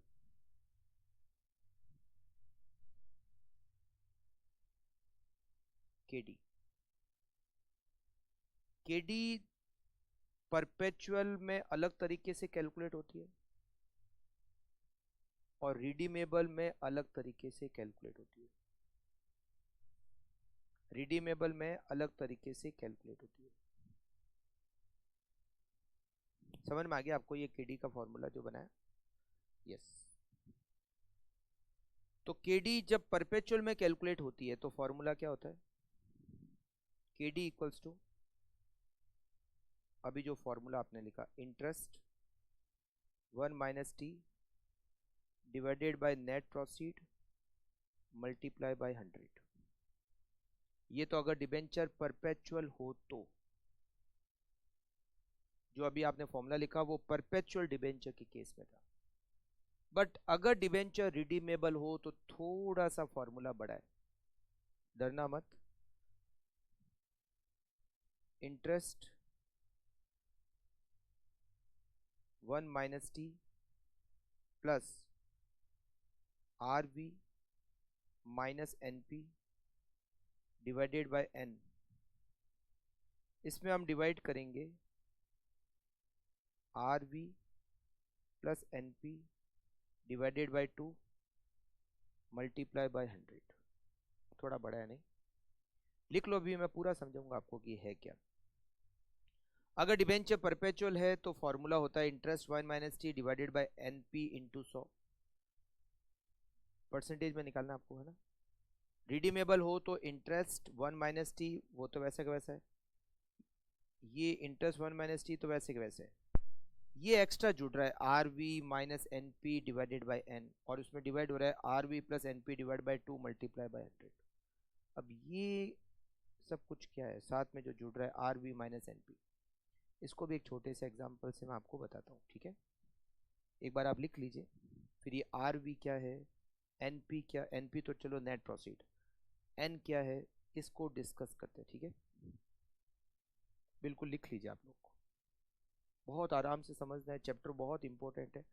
आगे जो चैप्टर करेंगे उसमें भी इस चैप्टर के कॉन्सेप्ट काम आएंगे, इसलिए बहुत ध्यान से समझना है और आराम से पढ़ना होता है, मतलब जल्दबाजी नहीं करने का। आपको जहाँ पर भी लगे कि ये पॉइंट नहीं समझ में आया, आप वापस मुझे बता सकते हो कि इस पॉइंट को अब बताना है। मैं इसीलिए बहुत ध्यान से और आराम से धीरे धीरे ही करा रहा हूँ आपको, ठीक है?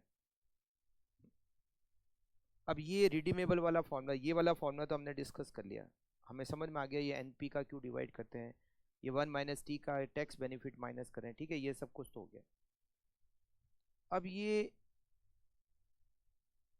रिडीमेबल के केस में समझते हैं, समझना। मान लेते हैं एक कंपनी ने 100 रुपए का डिबेंचर इशू किया, 100 रुपए पर ही, मतलब फेस वैल्यू पर ही इशू किया, ठीक है। रेट ऑफ इंटरेस्ट है 10%, और ये डिबेंचर कंपनी ने 5 साल के लिए इशू किया। कितने साल के लिए? 5 ईयर्स के लिए। तो हर साल कंपनी को क्या पे करना है? इंटरेस्ट देना है। 10% रेट है। 100 रुपये, फिर कह रहा है 10% रेट ले ली, नहीं लूंगा मैं, 10% ही लूंगा, ठीक है। तो 100 रुपये का डिबेंचर है, फेस वैल्यू पे इशू किया, पार वैल्यू पे इशू किया। मान लेते हैं फ्लोटेशन कॉस्ट है ही नहीं, समझने के लिए फ्लोटेशन कॉस्ट 0, और कंपनी ने डिबेंचर पार वैल्यू पे इशू किया। तो 100 रुपये का डिबेंचर है, 100 रुपये पर इशू किया, ये नेट प्रोसीड हो गई 100 रुपये। 10% रेट ऑफ इंटरेस्ट है, तो फर्स्ट ईयर इंटरेस्ट कंपनी कितना देगी? 10 रुपये। 5 साल के लिए डिबेंचर इशू किया, मतलब 5 साल बाद इसको रिडीम कर देगी। सेकेंड ईयर के एंड में फिर कंपनी क्या देगी? 10 रुपये का इंटरेस्ट। थर्ड ईयर के एंड में फिर 10 रुपये का इंटरेस्ट। फोर्थ ईयर के एंड में फिर 10 रुपये का इंटरेस्ट, और फिफ्थ ईयर के एंड में 10 रुपये का इंटरेस्ट प्लस डिबेंचर का रीपेमेंट करेगी, रिडीम करेगी। मान लो कंपनी कहती है कि हम डिबेंचर को रिडीम करेंगे 5% प्रीमियम पर। देखो डिबेंचर का जो रिडम्पशन होता है या तो पार पे होता है या फिर प्रीमियम पे होता है। कंपनी ने कहा हम डिबेंचर को 5% प्रीमियम पर रिडीम करेंगे। तो जब फिफ्थ ईयर एंड हो जाएगा तो फिफ्थ ईयर का इंटरेस्ट 10 रुपये और कंपनी देगी 105 रुपये, मतलब 100 रुपये के डिबेंचर के कितने देगी? 105, 5 रुपये प्रीमियम।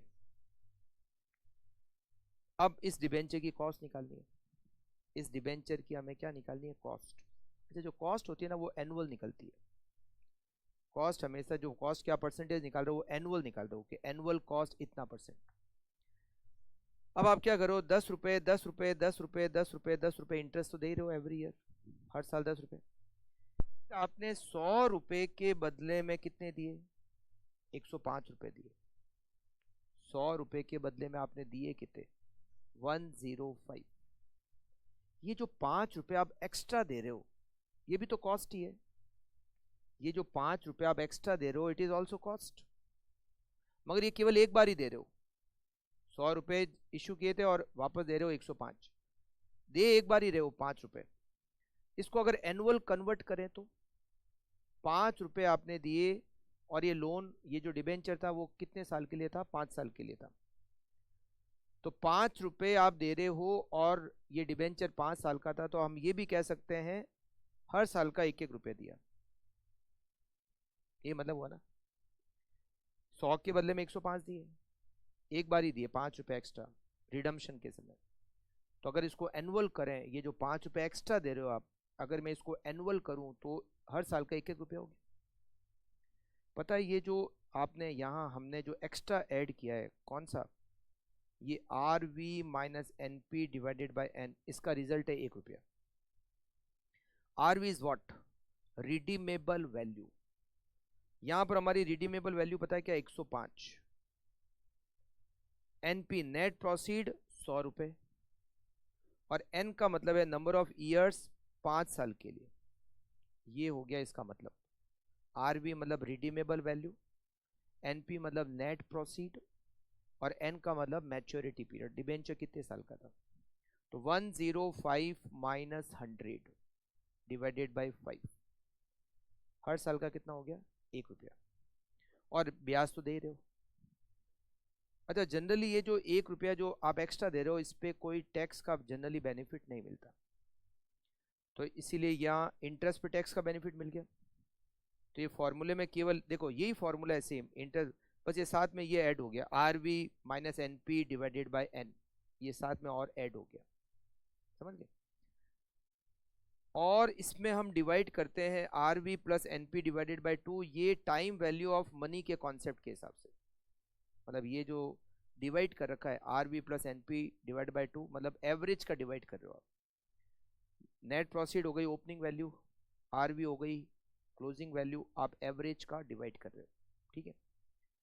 तो परपेचुअल डिबेंचर और रिडीमेबल डिबेंचर, दो तरह के डिबेंचर होते हैं। परपेचुअल के केस में ये फॉर्मूला लगेगा, और रिडीमेबल के केस में ये वाला फॉर्मूला लगेगा। तो interest 1 minus T divided by net proceed into 100, ये हो गया परपेचुअल। और redeemable interest 1 minus T plus R V minus N P divided by N, और उसमें डिवाइड करना है R V plus N P divided by 2 multiply by 100। Correct. अब आपको कैसे पता चलेगा, करेक्ट सही कहा आपने, कैसे पता चलेगा कि डिबेंचर परपेचुअल है या रिडीमेबल है? अगर क्वेश्चन में मैच्योरिटी पीरियड दे रखा है, अगर डिबेंचर का मैच्योरिटी पीरियड दे रखा है कि debenture 5 year 6 year 4 year 7 year 10 year दे रखा है, तो मतलब रिडीमेबल है। अगर मैच्योरिटी पीरियड नहीं दिया हुआ है, मतलब परपेचुअल है। करेक्ट। टाइम पीरियड दे रखा है तो रिडीमेबल, नहीं दे रखा है तो परपेचुअल। करेक्ट। दो फॉर्मूले, एक फॉर्मूला आपको अप्लाई करना है। अच्छा, अब बात क्या आती है? अब हम बात करते हैं, ये तो बात थी कॉन्सेप्ट की, अब बात आती है कैलकुलेशन में दिक्कतें कहाँ आती है ना? कैलकुलेशन में कहाँ कहाँ दिक्कतें आती है? देखो इसमें 3-4 चीजें हैं, डिस्कस कर लेते हैं किसकी कैलकुलेशन कैसे होती है। जैसे सबसे पहले बात करते हैं हम यहाँ पर इंटरेस्ट की, कि इंटरेस्ट कैसे कैलकुलेट होता है। मैंने अभी आपको कहा कि आपको एक डिबेंचर के बेसिस पर ही कैलकुलेशन करनी है, टोटल डिबेंचर के बेसिस पे नहीं। तो सबसे पहले बात करते हैं इंटरेस्ट। इंटरेस्ट कैसे कैलकुलेट होगा?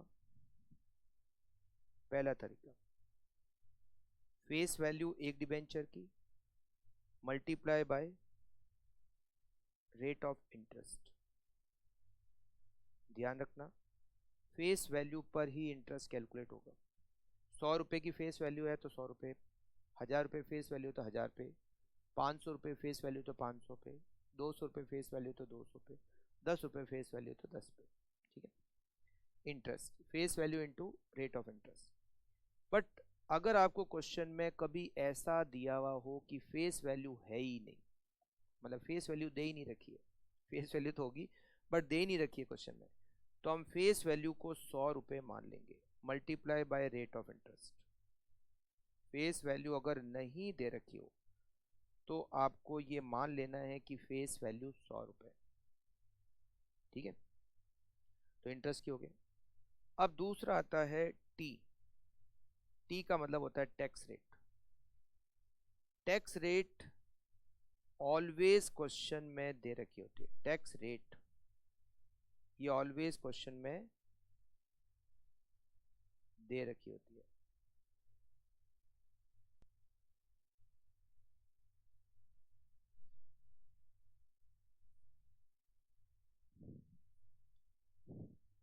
बिल्कुल बिल्कुल, टैक्स रेट ऑलवेज क्वेश्चन में दे रखी होती है। यहाँ लिख देते हैं गिवन। हाँ टाइम हो चुका है। टी टैक्स रेट, और ये बिल्कुल क्वेश्चन में आपको दे रखी होती है। बस ये लिख लेते हैं कैसे कैलकुलेट होते हैं, फिर आगे बात में करेंगे। ठीक है, तीसरा होता है नेट प्रोसीड एनपी। देखो सबसे ज़्यादा जो दिक्कत आती है वो नेट प्रोसीड में ही आती है, मतलब इस केडी कैलकुलेट करने में सबसे ज़्यादा जो दिक्कत है वो नेट प्रोसीड में ही है। सबसे फर्स्ट आपको इश्यू प्राइस दे रखी होगी, जैसे दिया होगा कि डिबेंचर पार पे इशू कर रहे हैं, प्रीमियम पे इशू कर रहे हैं, डिस्काउंट पे इशू कर रहे हैं, ऐसा दिया होगा। इशू प्राइस जिसको सेलिंग प्राइस भी कहते हैं, बहुत बड़ा ऐसे वर्ड लिखा होता है सेलिंग प्राइस, मतलब वो इशू प्राइस। उसमें से माइनस करो फ्लोटेशन कॉस्ट, एफ सी मतलब फ्लोटेशन कॉस्ट, नेट प्रॉफिट आ जाएगी।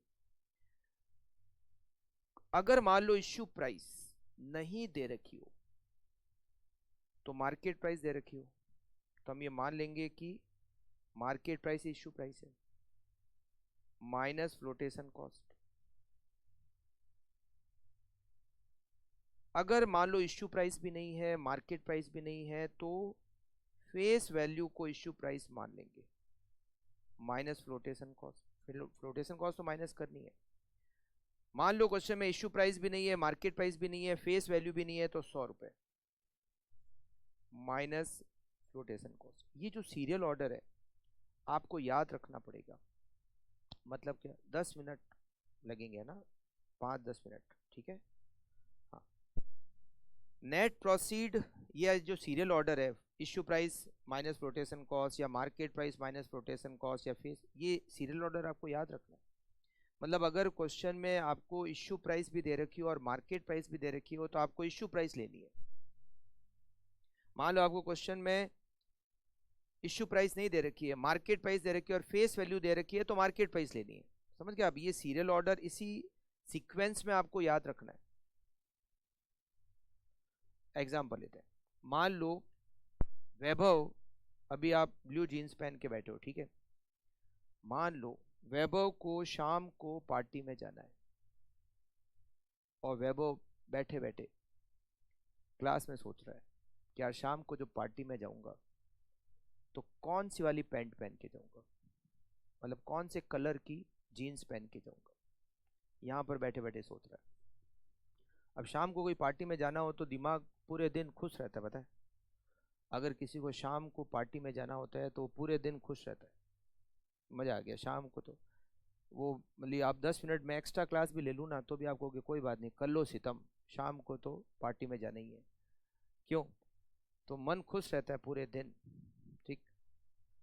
तो वैभव यहाँ बैठे बैठे सोच रहा है कि शाम को पार्टी में जाना है तो कौन से कलर की जीन्स पैंट पहन के जाऊंगा। अब इसके दिमाग में आता है कि अगर घर पे रेड कलर की जीन्स पैंट तैयार मिलेगी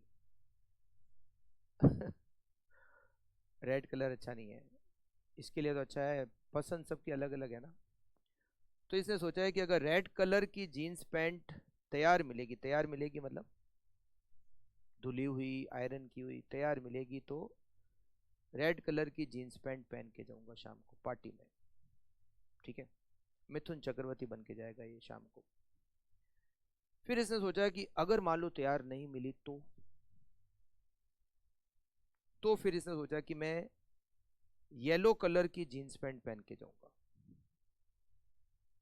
रेड कलर की जीन्स पैंट तैयार नहीं मिली तो येलो कलर की पहन लेंगे। अगर ये भी तैयार नहीं मिली तो ब्लैक कलर की जीन्स पैंट पहन के चला जाऊंगा। वो कह रहा है पिंक कलर करो अब। चलो ले भैया, तू खुश है, पिंक कलर। हाँ, ब्लैक कलर तो अच्छी होती है, अच्छी। पिंक कलर की जीन्स पैंट पहन के जाएगा वैभव। तो दुश्मनी निकाली है क्या तूने इसके साथ? हाँ, तो पहला ऑप्शन रेड कलर की जीन्स तैयार मिली तो, second option yellow, third pink colour. और मान लो वो भी नहीं है तो ब्लू कलर की तो पहन रखी है, इसी में चला जाएगा, है ना। ब्लू कलर की जो पहन रखी है वही शाम को पहन के चला जाएगा। मतलब 4 ऑप्शन इसके दिमाग में। फर्स्ट, अगर मान लो चारों तैयार मिली, ये पहनी हुई तो वो तो तैयार है ही। अगर तीनों रेड भी है, येलो भी तैयार है, पिंक भी तैयार है, तो ये रेड कलर पहन के जाएगा। रेड नहीं है तो येलो का नंबर, वो भी नहीं है तो पिंक का नंबर, और नहीं तो जो पहन रखी है ब्लू कलर वही पहन के चला जाएगा। सीक्वेंस बनाया ना हमने, first preference, second preference, third preference, fourth preference. तो यहाँ पर आपको सीक्वेंस ध्यान रखनी है। फर्स्ट प्रेफरेंस ये नहीं तो ये नहीं तो ये, फिर ये नहीं तो ये। समझ गए आप? नेट प्रोसीड में एक और है लास्ट, वो समझ लो, और वो है RV, redeemable value. Redeemable value में ऑप्शन कम है, हाँ 3 ऑप्शन ही है। नेट प्रोसीड में 4 थे, यहाँ 3 ही है। पहला ऑप्शन गिवन, क्वेश्चन में दे रखा होगा कि हम डिबेंचर को कैसे रिडीम करेंगे, जैसे लिखा हुआ है 10% प्रीमियम पे। अच्छा, फ्लोटेशन कॉस्ट केवल नेट प्रोसीड में ही काम आती है, रिडीमेबल वैल्यू में कोई फ्लोटेशन कॉस्ट नहीं लगती, मतलब रिडीम करते समय फ्लोटेशन कॉस्ट नहीं लगती, तो फ्लोटेशन कॉस्ट केवल नेट प्रोसीड में, ठीक है, गिवन। या फिर दूसरा फेस वैल्यू, अगर आपको गिवन है कि कैसे रिडीम करेंगे तो ठीक है, ओके, प्रीमियम पे पार पे दिया होगा, नहीं तो फिर फेस वैल्यू को रिडीमेबल वैल्यू मान लो, और अगर ये भी नहीं है तो 100 रुपए को मान लो रिडीमेबल वैल्यू। या 3 ऑप्शन ही है रिडीमेबल वैल्यू में, गिवन या फेस वैल्यू या 100 रुपए, ठीक है। तो ये हमारा हो गया कॉस्ट ऑफ डिबेंचर। दो फॉर्मूले, एक परपेचुअल एक रिडीमेबल। परपेचुअल के केस में formula interest 1 minus T divided by net proceed, रुक जा भाई, जा रहे हैं बस, interest 1 minus T divided by net proceed multiply by 100। Redeemable में formula interest 1 minus T bracket में R V minus N P divided by N, और इस पूरे में डिवाइड करना है R V plus N P divided by 2 multiply by 100। Interest face value into rate of interest, नहीं है तो 100 रुपये इंटू रेट ऑफ इंटरेस्ट।